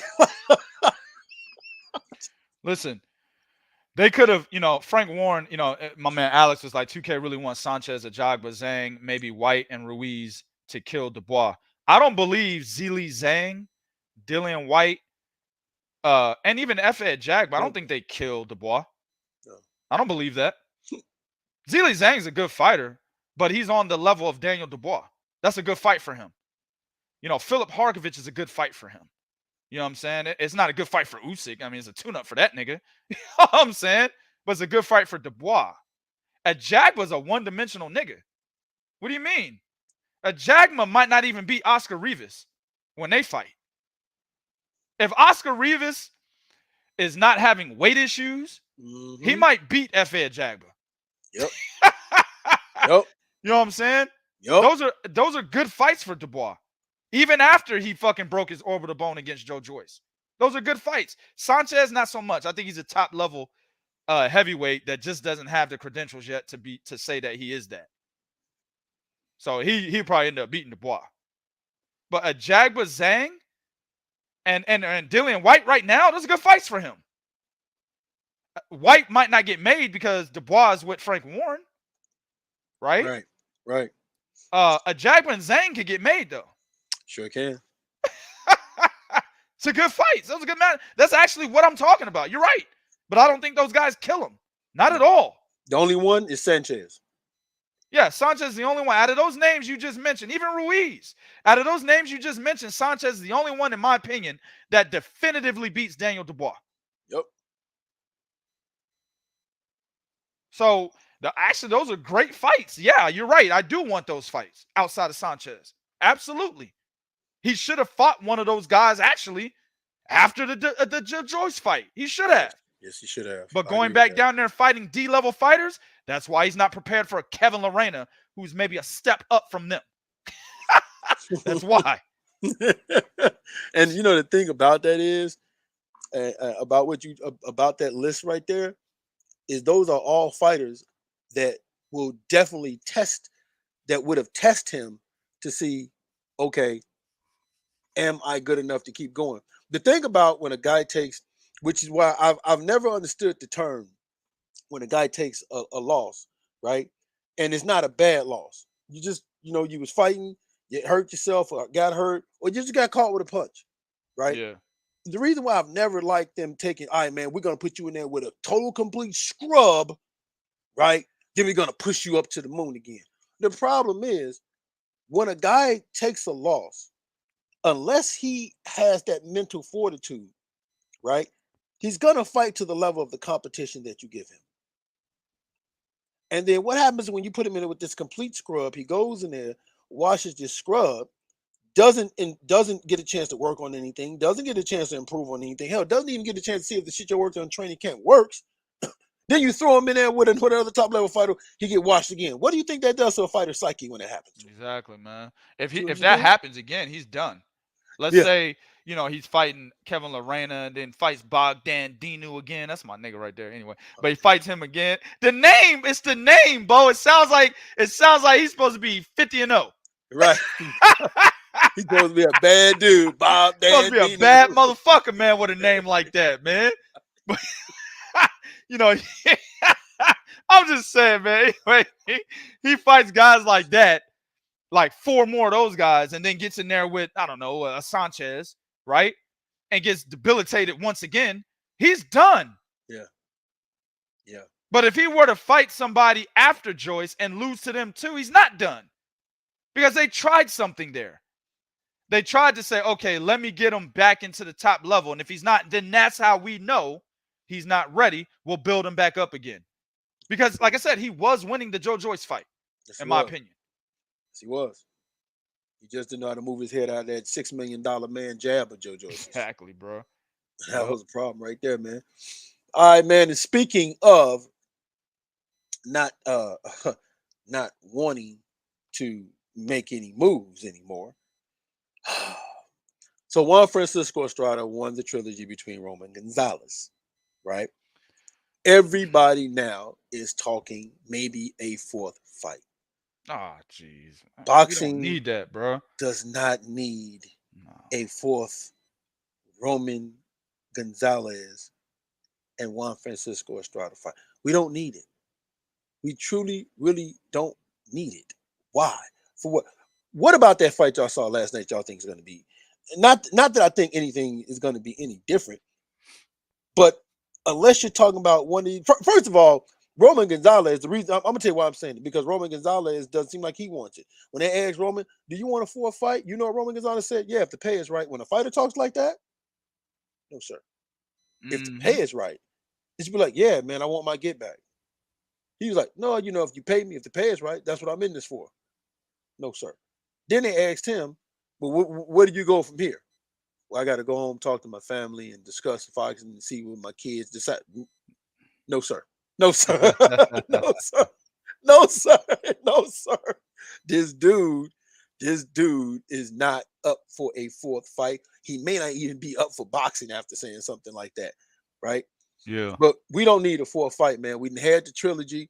They gave us 3 great fights. We should appreciate that, and we should let them move on. I don't know what it is about sometimes boxing gets stuck in this gear where it's like, oh man, we should make this fight. I mean, you know what? Let me take it. I know what it is. It's money. That's what it is. It's money. It's money. They see this fight, and we can still make. Yep, we can still make money on it. Who else in this division? Franco? Oh no. Ioka. You know, somebody said it. I think it was Fanix. He said that they should probably go for, instead of a 4th fight. That's the only time I actually agree with him last night. He said instead of going for a 4th fight, Estrada should go for the winner of Ioka and Franco. And I agree with that. Like, go unify, bro. Why you fighting this dude again, man? You won. That's it. That's it. Trilogy. That's it, bro. You won. You know what I'm saying? It's 2-1. Game over, my nigga. You won. Right. You know what I'm saying? Right.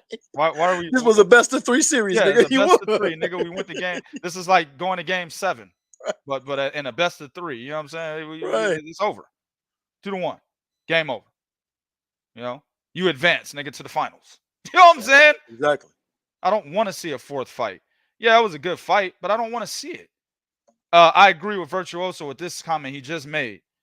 Gonzalez looks checked out. Yes, I don't want to say checked out, but old. You know, I think Roman Gonzalez, a younger Roman Gonzalez would have beaten Juan Francisco Estrada last night, because there were so many times, especially in the second half of that fight, Gonzalez was dominating him. And a few rounds in the second half of that fight. but he didn't have enough in the tank in that 12th round to really pull in the decision, bro. I had to fight a draw. Going into the 12th round, I had Chocolatito winning. We found out later that the judges saw one judge saw a completely different fight. The other one was fine, 115, 113 for Estrada. I have no problem with that. And then the other judge had it exactly how I had it, 114, 114. But on my scorecard, Chocolatito needed to win that 12th round to solidify, taking home a decision from my point of view, right? I think it would have been a majority. It would have been a majority draw. Or I'm sorry, split decision. It would have been a split draw if he had won the 12th round, because that 115, 113 scorecard would have moved to 114, 114. The 114, 114 would have moved to 115, 113 for Chocolatito. So it would have been a split draw. The other one would have moved 115, 113 for Estrada. So it would have been a split draw had he won the 12th round. You see what I'm saying? Right. On my scorecard, he would have won the fight. But he didn't have enough in the tank. He let Estrada, who he literally just dominated 2 rounds earlier, dominate him in the last round. He didn't have enough in the tank. That tells me he's getting old. He's still a good fighter, still a top-level fighter, right? That can beat, any of the other guys at 115. Goes down to 112. He might be able to, he might take over that division. He's still good enough to do that. But I don't want to see him fight Estrada because I understand who's better at this point in their careers. Estrada's better than him, man. Yes. I don't need to see a 4th fight. If you come ask me, hey, man, who's a better fighter, Juan Francisco Estrada or Roman Gonzalez? I'm going to immediately say Estrada. 10 years from now, Estrada. 20 years from now, Estrada. I don't care if Estrada gets knocked out in his next fight. Estrada's better than Gonzalez. We don't need a 4th one. It's over. That 12th round for me was telling. Yeah, Not enough in the tank to pull it in. Estrada's better than him. Yeah. Plain and simple. Go ahead. I was gonna say you said something when we was watching the fight that really caught my attention. You said, man, I don't like the way he's walking back to the corner. Yep. And Alex said, I'm sorry. Man, who said it right here? I lost this motherfucker. Somebody said he looked disinterested. I lost the goddamn comment. But he said in the first 3 rounds he looked disinterested. Yeah, it was Alex. Exactly. I agree with that. He looked like he wasn't. I don't want to say disinterested. He looked like he was confused. When have you ever seen Roman Gonzalez confused outside of when he fought Kit Kat? You know what I'm saying? Kit Kat Rung Vasai. Right? Outside of that, when have you? And it wasn't, in my opinion, I don't think Gonzalez was confused. He was overwhelmed. Rung Vasai was huge. Gonzalez is a small guy. He's too small for 115, to be quite honest with you. That's why I said he could go back down to 112 and take over there if he wanted to. See what I'm saying? Yeah. But Rung Vasai was a situation where he was just overwhelmed. The guy was just too big. When he flicked Roman Gonzalez, it felt like he got hit by a truck. Yep. So I don't think it was confusion in that fight. It was just he was overwhelmed. This fight is the first time I've seen Roman get confused. See what I'm saying? Not even the second fight, the rematch. I don't think he was confused. No, he wasn't. But he was confused in this one. He's getting old. Doesn't have what it takes to beat someone like Estrada anymore. So there's no need for a 4th. The superior fighter has been crowned, man. He's getting old, and I think I said this to you guys before. The type of style of fight that he has requires so much energy. That was one of the things when people look at Mike Tyson fights and they say, why does he get tired sometimes in the later parts of the round? Because the type of fight he's fighting, it requires so much energy, and as the older you get, it becomes harder and harder to maintain that style of fighting because your energy level just can't be the way that it is. So right. On top of him being 35, the style of fight that he has to fight, it takes up so much energy that he needs time to recover.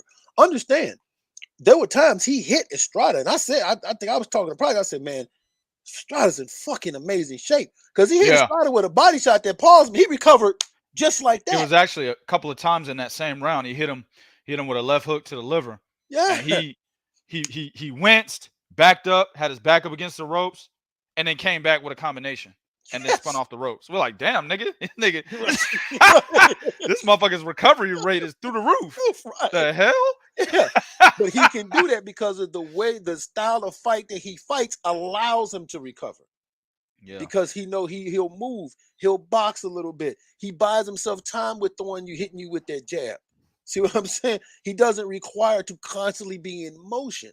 Yep. And that's just the difference. And that's the reason why you guys saw Roman Gonzalez that couldn't pull it out in that 12th round when he really needed. Now, if we go back to when they first fought each other, Roman Gonzalez, and then also too, the older you get and the more weight you put on you, that takes something out of you too. I'm sorry, it just does. Yeah. The older you get and you start putting on weight, that takes something out of you. I'm not saying it takes something out of you mentally, but from a physical standpoint, it does limit some of the things you can do physically also as well. But you made a comment during the fight. You said, man, Roman Gonzalez's midsection looked a little flabby. He did. He looked soft in the undefined. Yeah. Yeah, he looked soft in the belly, man. I've never seen him look like that, man. That's a testament to that. You know what I'm saying? It's a testament to what you just said. Start putting on weight, getting older, things, start looking a little flabby in certain areas and shit. Kind of sloppy a little bit. You know what I'm saying? Got to take extra measures and shit. You know what I'm saying? To handle that slop, get a little more body odor than you used to, nigga. You know what I'm saying? You're like, damn, nigga, I used to be able to walk around the house without stinking, nigga. Now I gotta take a shower all the time. Nigga, wake up in the morning. Who didn't take out the garbage? Oh, that's me? Damn, I thought somebody didn't take out the garbage. God damn, let me get in the shower. Shit. Man, y'all young niggas don't know yet, bro, but it's coming. You young niggas don't know, but it is coming. Motherfucker wake up in the morning and shit. That was, hey, baby, can I get something? No, you got to take a shower first. Well, I've never had that one. I've never had that one. You may be speaking. Hey, I can't side with you on that one, sir. Never had that problem. Oh, man. Well, I ain't gonna sit here and lie. That shit happened to me. But, yeah, man. Like it's look, Alex said, no, it's not. Hey, nigga, I think Alex is in the early 20s. Yes, it is. It is. I said the same shit. I remember when I was in my 20s, old cats would be like, hey, man, you gonna wake up one day and your leg gonna buckle, nigga. You're gonna be like, oh, that was a glitch. And then it's gonna happen the next day. Then it might not happen again for a couple of months, but then it comes back. It's gonna happen, dog. I used to be like, nigga, that shit ain't happening to me. Nigga, I'm tip-top flight shape, Nick. I'm still in good shape, but that knee does buckle. It's gonna happen, niggas. It's inevitable, Alex. Yes, it is. I was actually, I was coming down the steps because you called, and I'm coming down the steps, and I'm just, you know how you bounce down the steps. Now I got to the floor, and what the yeah, dog. I'm coming down the steps. Oh, my leg did a double bounce and double dribble. Like, oh, whoa. What the hell was that? Yeah, bro. It's coming, man. All you young niggas is coming. But something that Virtuoso is asking. He asked me earlier. He said, did Estrada fight better in the rubber match than he did the second fight? Yes, he did. Way better. Because I had Gonzalez winning the second fight. I thought Gonzalez I had Gonzalez winning by 2 rounds in the second fight. You know what I'm saying? So in this fight, Estrada actually did enough to win the fight. He did enough to win the second fight. But I don't think that he should have got the decision. In this fight, I had no problem with him getting the decision. Exactly. Because Roman Gonzalez gave up too many of the early rounds, and he definitely gave up the 12th. You cannot give the 12th round to Roman Gonzalez. If you did that, I don't know what the fuck you were watching. You know what I'm saying? So in that scenario, he absolutely, I have no problem with him getting the decision. So he fought much better, in my opinion, in the third fight than he did the second fight. But then on top of that, Gonzalez is looking a little less of a fighter than he was in the second fight. So that's what made it more of a situation where Estrada, could have legitimately got the decision last night. Agreed, now, 100%. Roman Gonzalez had to fight from behind like a motherfucker in those middle rounds too, bro. The middle and the championship rounds. I mean, he was fighting from behind. Now Not saying that he's never had to do that, but it was never that difficult for him. You see what I'm saying? Mhm. It seemed like it was difficult for him to overcome. He did it in the middle in the championship rounds, and it was so difficult for him that he didn't have enough in the tank by the 12th round. You get what I'm saying? Mhm. That's a testament to Estrada fighting better and him being older, not being the same kind of fighter he used to be. Yeah. Like I said, man, we don't need to see a fourth fight. Honestly speaking, I want to see these guys move on. I don't. If Juan Francisco Estrada does stay, I would love to see him fight Kazuda Oka because Joshua, he's not beating Kazuda Oka. He's Joshua Franco? Yeah, he's not. Nah, the damn best Franco brother ain't even fighting him. Right. So he's not Franco beating. about to get he might get stopped, bro. He's not beating Kazuda Oka. So the fight that I want, I don't want to see a fourth fight. I instead would love to see him fight Kazuda Oka. Juan Francisco Estrada and Kazuda Oka. I would love to see that fight right there, man. That's the fight that needs. I don't care fuck about no goddamn fourth fight between these two. Give me Estrada Ioka. I want to see it. Estrada could be undisputed at 115, man. Yes, he can. Let's get it cracking. What's that boy named? Fernando Martinez, the one that beat Jerwin and Kaz. Let's get it cracking. Let's get it cracking. What you talking about a fourth fight for? You know what I'm saying? Right. Let's get it popping. You got a whole division here, man. Let's get it popping. Exactly. Junto Nakatani just came in there. But come on, maybe we got to get it cracking, nigga. Let's get like the niggas in Cali. Jail knows what I'm talking about. Let's get it bracking. There's some Cali niggas out there. Let's get it bracking. Let's get it bracking. All right, man. So, last but not least, man, we saw another trilogy of more pointless. This one was a pointless trilogy. At least the trilogy we saw, it had some meaning to it. This one was pointless, right? This one right here was pointless. There was no need for this one, right? So Tyson Fury wins this trilogy, easily wins this trilogy. We knew it was going to happen. He winds up stopping Derek Chisora, but then he revealed how he hurt his hand. He got some problems with his hand, some problems up in his shoulder. Now, ironically, Tyson Fury, they were talking about, Team Usyk was talking about making the undisputed fight in February, March. This surgery right here may put that off. How ironic is it that Tyson Fury, who got on Oleksandr Usyk for saying, well, listen, man, I got some injuries I wanted to let heal, and I want to spend some time with my family. Now, all of a sudden, he's in that same position Usyk was in, was needing that. Fucking sausage. Right. He kept calling Usyk a sausage. Yeah. He's a middleweight. He's a middleweight. Yeah. A fucking shit house. He's a fucking sausage. Right. Tyson Fury funny as fuck, man. I don't care if Yeah, nobody I like said niggas funny to me, dog. I like him. When he walks away from the sport, then it won't be as much entertainment in the heavyweight division. You got to give it to him on that standpoint right there. He's like, you beat a bodybuilder. You beat a bodybuilder, you fucking middleweight. Come on, middleweight. What do you call that nigga a gappy boy, dog? You ugly, ugly little man. You gappy boy. I was like, oh, shit. Nigga, don't let the nigga tell you that shit to your face. Because he is an ugly motherfucker. Usyk is ugly as shit. When I heard that nigga was married, I was like, God damn. I be thinking the same shit when I look at Usyk. Like, that nigga is ugly, bruh. And Tyson Fury said it for me last night, man. I'm like, God damn. Hey, man, hey, good thing he a boxer, right? Right. You didn't have that boxing, motherfucker. I highly doubt it. Oh my God. Hey, same thing with Tyson. You blew up to 400 pounds. No, dog. If you didn't go back to boxing for life, I highly doubt your wife is like, no, nothing's happening in the bedroom tonight, sir. Gotta go lose some weight. Maybe we can talk. I'm trying to tell you, man. Man, look. Yeah, it's a bad scenario when you've got Tyson Fury. Let me say this, because the title that we have on the show might be a bit misleading, because I said a waste of time and shit on the thumbnail and all that shit, right? I had no problem with Tyson Fury taking a tune-up. I do have a problem with him fighting Derek Chisora and injuring his hand. How do you do that? You know what I'm saying? Like, if he was going to get injured, I would have liked him to fight a more top-level fighter. Agree with that. Fury doesn't need a tune-up. This is the second tune-up in a row. Yeah, Dillian White was a tune-up. Yes. You know what I'm saying? Yes. For Fury, Yes, that's a tune-up. Dillian White has no business in the same ring as Tyson Fury, right?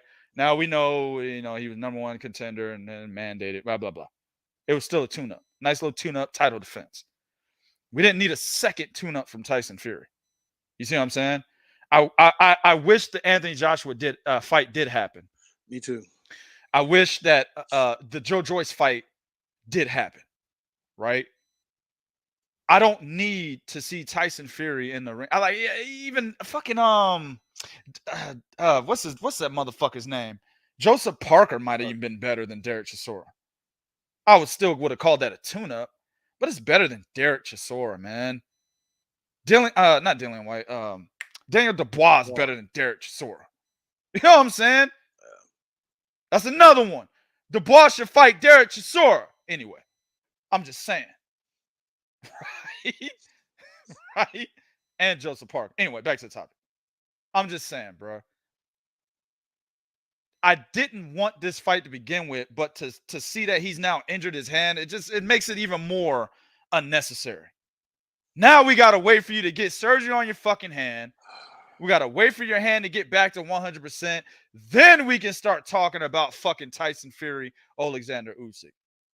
There's no way if Fury is saying that he needs surgery, which is kind of weird because a nigga's saying he needs surgery before he actually gets the approval from a doctor that he actually needs surgery. I guess a fighter knows when his hands are fucking broke to the point he needs surgery, then he knows.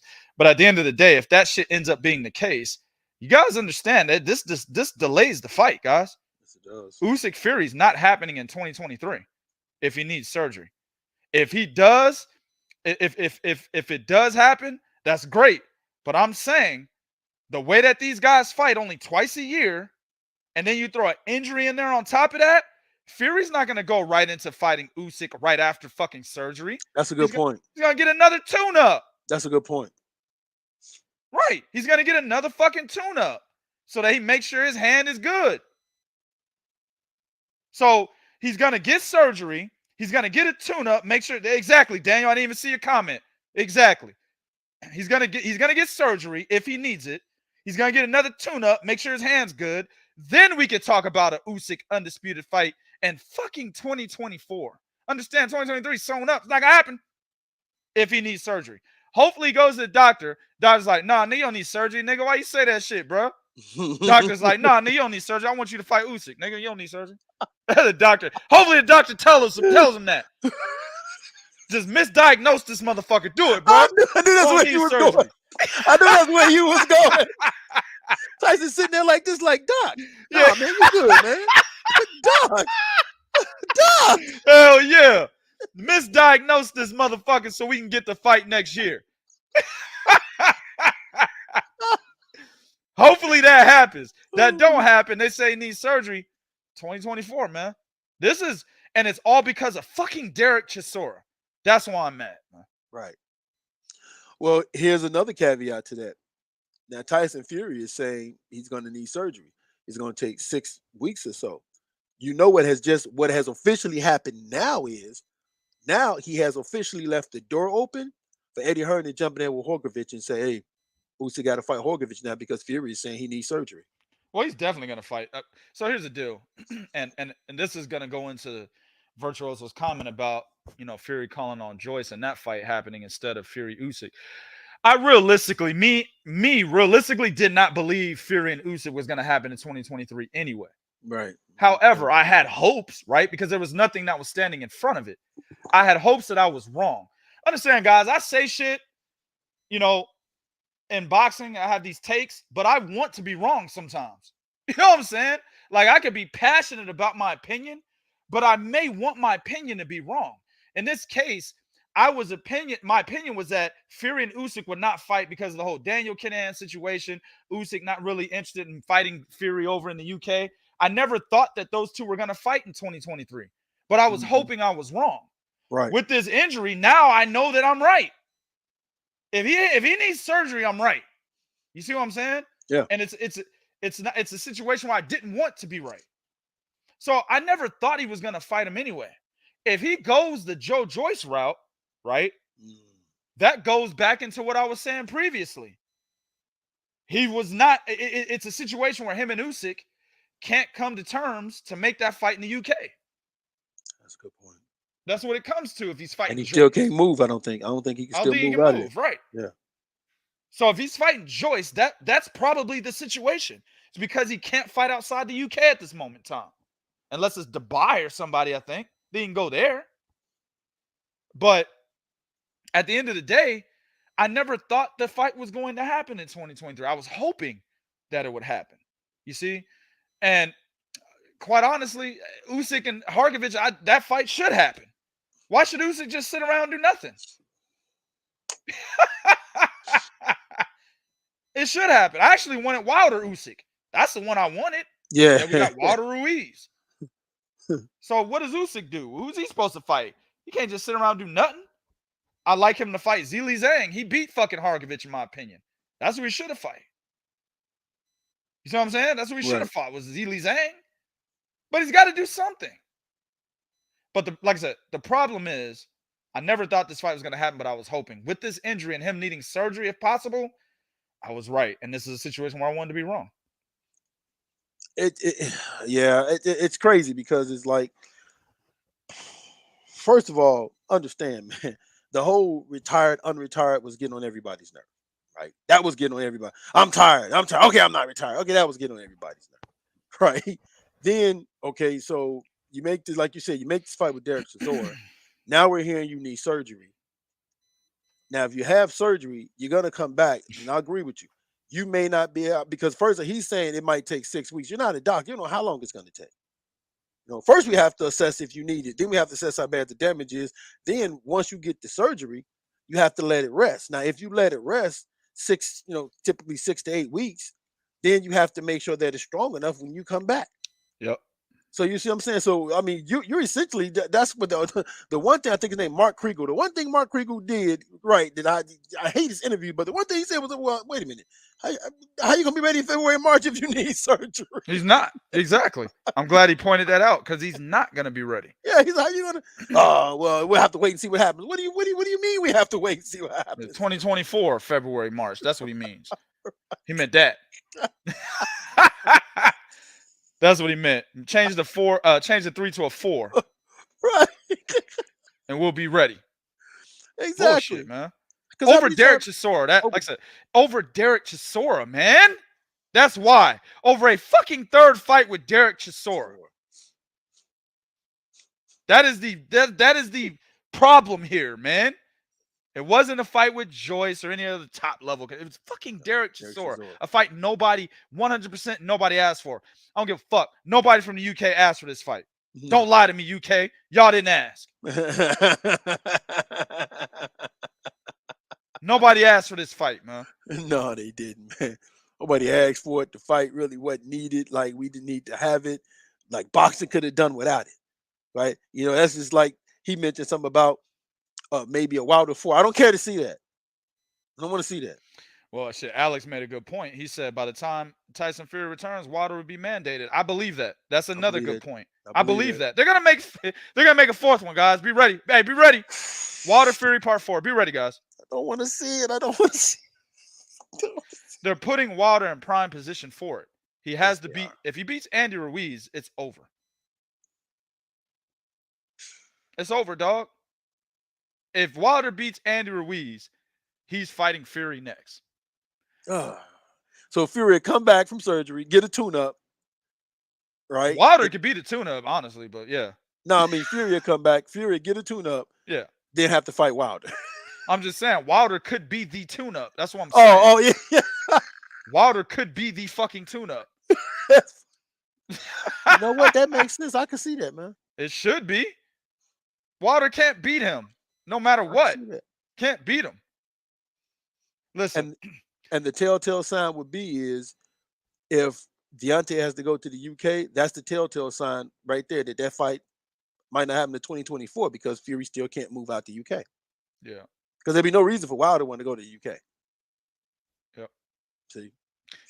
That's boxing, man. My man Daniel said possibly just another one of Fury's shenanigans. He needed an excuse not to fight Usyk after the latter already signed his part of the contract. Yeah, I mean, well, that is insinuating that Tyson Fury is is somewhat avoiding him because he's not ready to go into a contractual obligation for that fight. I'm not too sure. I don't know. It is possible. I'm not shitting on it at all. But I really think this Daniel Kinahan situation is more serious than people think. Yeah. That's why I'm telling you guys, be ready for Fury's next few fights to be in the UK, man. Yeah. This one was one. There will be another one later. You know what I'm saying? He can't move. So I think he wants Usyk to come to the UK, but Usyk is not interested in doing that. He's not interested in doing that. I remember they were talking about, I can't remember the venue. Usyk Fury was going somewhere. It was a weird venue, bro. I can't remember what it was, but it was one of those. It was a country that typically doesn't have fights. You know what I'm saying? Okay. I forgot what the fuck it was, though, man. I can't remember right now. But the point is, they got to find somewhere. If they can't fight in the UK, they got to find somewhere that will allow Fury to go there and acquire a license to fight in that country. You see what I'm saying? Right. So that's why I said earlier he might be able to go to Dubai, but that wasn't the one. It was some country, man. I can't fucking remember right now. I have to go look it up and come back later on the next show and mention it if I remember. But I think that's really what the situation is. It's this Daniel Kinahan, MTK Global, situation with Tyson Fury, man, that's causing him to be limited, but he's trying to make it seem like it's not the case. He wants to keep himself away from the Daniel Kinahan situation as much as possible. He doesn't want people to associate him with that. Yeah. So he won't come out and say it. Well, it's because of this. He's not going to tell you that. Right. So I think that's more of what it is. Now, could Fury be avoiding Usyk? Yeah, that's a possibility, but I don't think so. I think he legitimately thinks he'll beat Usyk. I think he believes that. Yeah, he does, and you're right about that. That Danahan Kinahan situation had a ripple effect. Even Terrence Crawford got caught up in there for a little bit of time. Yeah, that situation was very, very deep, and the impact of that, as we're seeing right now in the sport of boxing. That's the reason why when you guys Cook and Cass of IFL TV, that's the reason why you don't see him over here on this side. He can't move. Yeah, those guys were deep into that shit, man. Like Fury was like super right next to Daniel Kinahan. Like he took the pictures down. He had on social media with the dude. Yeah, exactly, bro. So yeah, he was really Kinahan was invested in Fury big time. Yeah, he was, and everybody knows that. So yeah, he's trying to distance himself. Big time. Yeah, Bob Arum was the first one to do it. Yeah, I don't know who MTK Global is. Well, Bob, what are you talking about? they manage half your fighters. So what are you talking about? Yep, exactly. So no, you're right, but yeah, that it's sad because like I agree with you on this part of it. Injuries are part of the sport. We don't mind them. The problem is when they happen in pointless fights that we didn't need to see. Yep. And that's what this was. I will always be mad at Sugar Ray Leonard for fighting some Bruce goddamn Finch. Bruce Finch. Instead of Aaron Pryor. Oh, I need a tune-up. Yeah. Nigga, the fight before Bruce Finch was your tune-up. What are you talking about? Yeah. Man, that effectively ended the whole, possibility of Ray Leonard, Aaron Pryor. Yeah, it did. That was the end of that right there. Yeah, it did, man. Well, all right, then, man. Go to 3kingsboxing.com for the latest what's going on in the sport of boxing, man. As always, man, want to thank all you guys for being here. Shout out to everybody that always rock with us, man. Shout out to my man Prodigy, man. Actually, man, for really appreciate him taking this time out to talk to us on his off day. Ain't no off day I know of. I know. I'm not off, man. Y'all niggas, listen. This is a 24-hour, 7-day-a-week operation, man. Ain't never off, man. We just went to sleep 3 hours ago. Yeah, bro. Just went to sleep not too long ago, man. Like it's crazy, man. For real. But all right, Prodigy, man, take us out, man. Well, look, before we do that, man, I want to talk some shit real quick, man. So, my man, when we was talking about them knee tweaks, man, J.O. Davis was talking about niggas is investing in mattresses. He's right. Like my wife been getting on my ass, man, about upgrading this mattress. Now this ain't never been no situation where we cared. When you a young nigga, you'll sleep on the motherfucking floor, nigga. back all on the floor and shit. Wake up rejuvenated like nothing. Today, we out here looking at Tempur-Pedic and shit. Oh, wait a minute. So if I lay on this motherfucker, right? like my wife won't feel me move. Oh shit, that shit right there, nigga. We over there looking at sleep numbers and shit. What's your number? I think I'm That's what old niggas do. My number, yeah, I'm a 7. What are you? Yeah, I think I'm probably an 8 or maybe a 9. That's what old niggas is doing, bro. I'm not even old, but it's hitting me. Yeah. I can feel it sometimes. Yeah. You see what I'm saying? Yeah. It's coming. You can't avoid it. Alex is gonna hit your ass, bro. You young niggas think you vibrant and shit. Just wait. It's coming. If you're an athlete, it's 2 times worse. That's my problem. I was an athlete. Bo too. 2 times worse. Yes. Comes when you're younger, bro. Man, listen. I can't even sit on the couch and be like, y'all see I move a lot in this chair, right? Y'all see me moving. Don't y'all see me moving a lot? Like, damn, my hip. Oh, shit, my knee. Shit, nigga, my neck. God damn. Y'all see me moving a lot. Look, hey, bro, you had this happen to you. And this shit was making me mad. You know what I'm saying? I was getting really pissed off at this shit, bro. You eat food and you good. Next thing you know, nigga, an hour and a half has passed. You're like, man, what the fuck? Nigga, was I asleep? I hate when that happens, bro. You eating and shit, and you finish eating, you drink, you do whatever you do, and then you sit down after you finish eating and you relax, and it's 9 o'clock. And you're looking at TV or you're on your computer doing whatever you're doing. And next thing you know, you look up, it's 10:35. Like, wait a minute, what the fuck just happened? Was I asleep? Well, my wife has pictures of me, nigga, in my office, falling asleep in my chair. well, hold on. If you guys recall, there was an instant where your boy Bo was visiting my man Prod down in Texas. Yep. Last thing I remember was eating breakfast. Next thing I know, I'm on Facebook. This nigga Bo this nigga came, Bo in Illinois. They don't know how to make no steak in Illinois. This nigga came to Texas, had a big ass steak, had steak and eggs and shit. And we getting a whip. I was like, hey man, I gotta go over here. I gotta make a run and shit. He's like, bet. We finished eating, man. We in the whip. I go make my run. I'm driving. I turn to my right. I see this nigga slump. Like Jermaine Taylor. That nigga was slumped. Yo. That nigga, I'm hitting bumps and shit. This nigga head going up and down, bro. I'm like, nah, I gotta get this shit. I put that on video. Hell yeah, I put that shit on video. I got 2 videos. Put it on my Facebook, tag everybody I knew. That's what happens. I'm trying to tell you, dog, that shit pisses me the fuck off, nigga. Because I be like, damn, nigga, why am I fucking tired, nigga? Yeah. And I'll get up, I'll start working out immediately. Fuck that. Yeah. I ain't no old nigga. Yeah. Yeah. You do that. Try to tell you, man, but that you do the workouts and shit. When I work out, like you gotta really stretch, or I gotta really stretch now. Yes. My shoulder be fucking popping, my left shoulder be popping and shit. But I do a lot of strength training. I do a lot of I lift a lot of heavy weight. So that's contributing to, what I'm saying, my upper body and my lower body and shit and all the cracks and pops because I'm lifting so much fucking weight. You see what I'm saying? Right. But it's still happening, nigga. Like I gotta do extra stretches on my shoulders before I do a workout, man. Because if I don't, that nigga gonna give out, especially the left side.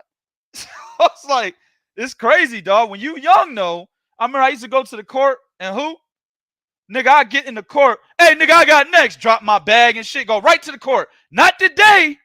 I get to the court. Hey, I got next, but hold on. Give me about 5 minutes, man. I got to stretch. I'm gonna tell you something else that happens to you as you get older. Your fear factor rises up, and what I mean by that is not you being afraid of anything. It's just about knowing your body. For instance, right? If you twist your ankle when you're young, you twist your ankle, you don't care about that. You go back out there. Now, if you twist your ankle when you get older, right? It heal up. You walk around the house. and one of your kids run, hey, stop playing. Hey, ran into my leg. What's wrong with you? Yeah. I fucked my ankle up real bad in April. And that bitch still hasn't healed all the way. But I jump rope a lot. And I was scared to jump rope, man, because I didn't want to fuck it up again. You know what I'm saying? So I literally went probably about 4 months without jumping rope. Now you talking to a nigga that skips rope every fucking morning or tries to skip rope every morning. You know what I'm saying? And I couldn't do it for like 4 months, man. Now, when I was young, I went right back out there probably 2-3 days later. You know what I'm saying? But I knew the gravity of the situation, nigga. When you older, bro, you better let that shit heal, nigga. Because when you get to your 60s and shit, that motherfucker gonna come back full circle. Hey, bro, man, when you 38, nigga, you let me heal all the way. Hey, you're right. Because you be doing things and stuff like when you're young, you be like, damn, man, what's wrong with my leg? You shake it, keep moving. When you're old, you feel that pain. Soon you feel that pain in your leg, I got to sit down. Shit. You be looking for places. You sit my ass down, shit my leg. Man, y'all look at the hey, bro, look at the my man Alex in the Texan. Hold on. 80 push-ups. 80 push-ups. Nigga, I do. Hey, see, you a young nigga, Alex. You better be doing way more than 80. 80. Oh shit. I do 100 straight with a vest, a 40-pound vest on me, bro. You better be doing way more than 80. 80 is like, that's like a warm-up. Like, damn, let me warm myself up real quick. That's what 80 push-ups is. Man, well, I don't do regular. I use the perfect push-ups, and you can. Yeah. And if you can crank out now 80 of them perfect push-ups, yeah, I agree. It's hard in the motherfuckers. That shit is because you're doing that twisted and all that. But I do those all the time, man. Yeah, I got to separate it, man. I try to do about 500 push-ups a day, and the first 100, 150 I do with a 40-pound vest. Okay. And then after that, I'll do them, without the vest. But yeah, that shit works, man. I had you in there bench pressing bitches, man. Multiple. That's one thing, man. Like the strength, they're not lying. The strength ain't the last thing, or the strength is the last thing that goes when they say that in boxing. That's how it is in life, man. Strength as a man, your strength's your last thing to go. That shit has increased twofold for me as I've gotten older. When I got into my man strength, so they say. Yeah. That shit has increased twofold for me, man. Yeah. You know what I'm saying? Yeah. So, I remember when my man strength came. That's my mama. Took me straight to my grandfather. Said, all right, fuck him up. Yeah. I was 14. I felt she did something and I grabbed her and she couldn't snatch away. I went straight to my grandparents. Yeah. Straight to my grandparents' house. Yep. Hell yeah, man. As I was saying on the last show, man, keep your health up, man. You know that bone in them knees might crack. Hey, I take glucosamine pills. Never thought I'd be doing that. Got to do that, man. Got to take care of them joints. Right. You know what I'm saying? I don't even lie, man. I take the multivitamin pills. I ain't even bullshit. Yeah, bro. I never thought that would be me. Yep. Take care of your health. Always stretch and fucking get out there and lift, bro. Lift, run, all of that, bro. Because eventually you ain't going to be able to do that shit no more, nigga. Age is inevitable, nigga. But before we get out of here, man, I want to leave y'all with something, man. I want to leave them with something real quick, bro. And it's a testament to how weak a lot of these niggas are in this day and age. You know what I'm saying? Look at how different. Just take a look at how. Let me say this. I don't recall this ever happening as long as I've been around. In my era, I've never seen this. I think I can speak for Bo and tell him he's never seen this. Now, this video don't got sound, but you don't need it.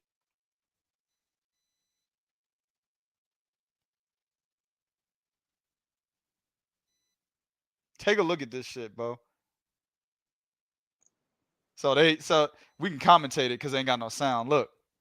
Okay, yeah. A bitch and a nigga got into it. Oh! That nigga knocked him down, bro. I mean, that's just not right, bro. Look, he was hurt. He was actually hurt. He went down face first and was hurt. And look at him. He's looking like, damn, how do I get around that jab? I gotta show it again, dog. Oh, stay with us. They're arguing right here. Right? This is a big ass dude. This dude's like what, 6'4", maybe 280, 290? Yeah. She's like 5'5", 5'4", 100 pounds. Look what she do to him. Blue.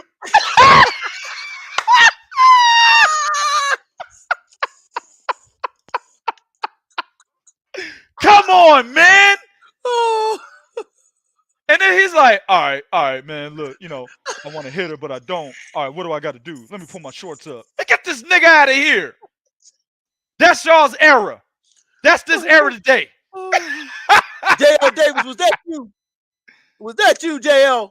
That look just like JL Davis, didn't it? Just like JL. JL Davis, was that you, man? You out there in them California streets, man, getting slept. That did look like that nigga JL Davis. That's fucked up, man. I'm just saying, man. This y'all's generation, bro. That nigga fell face first. And wait, he stayed on his knees for a minute, dog. He stayed on his knees. Prodigy, like, damn, let me get myself together. That nigga went down face first. Man, that's embarrassing, man. All right, man.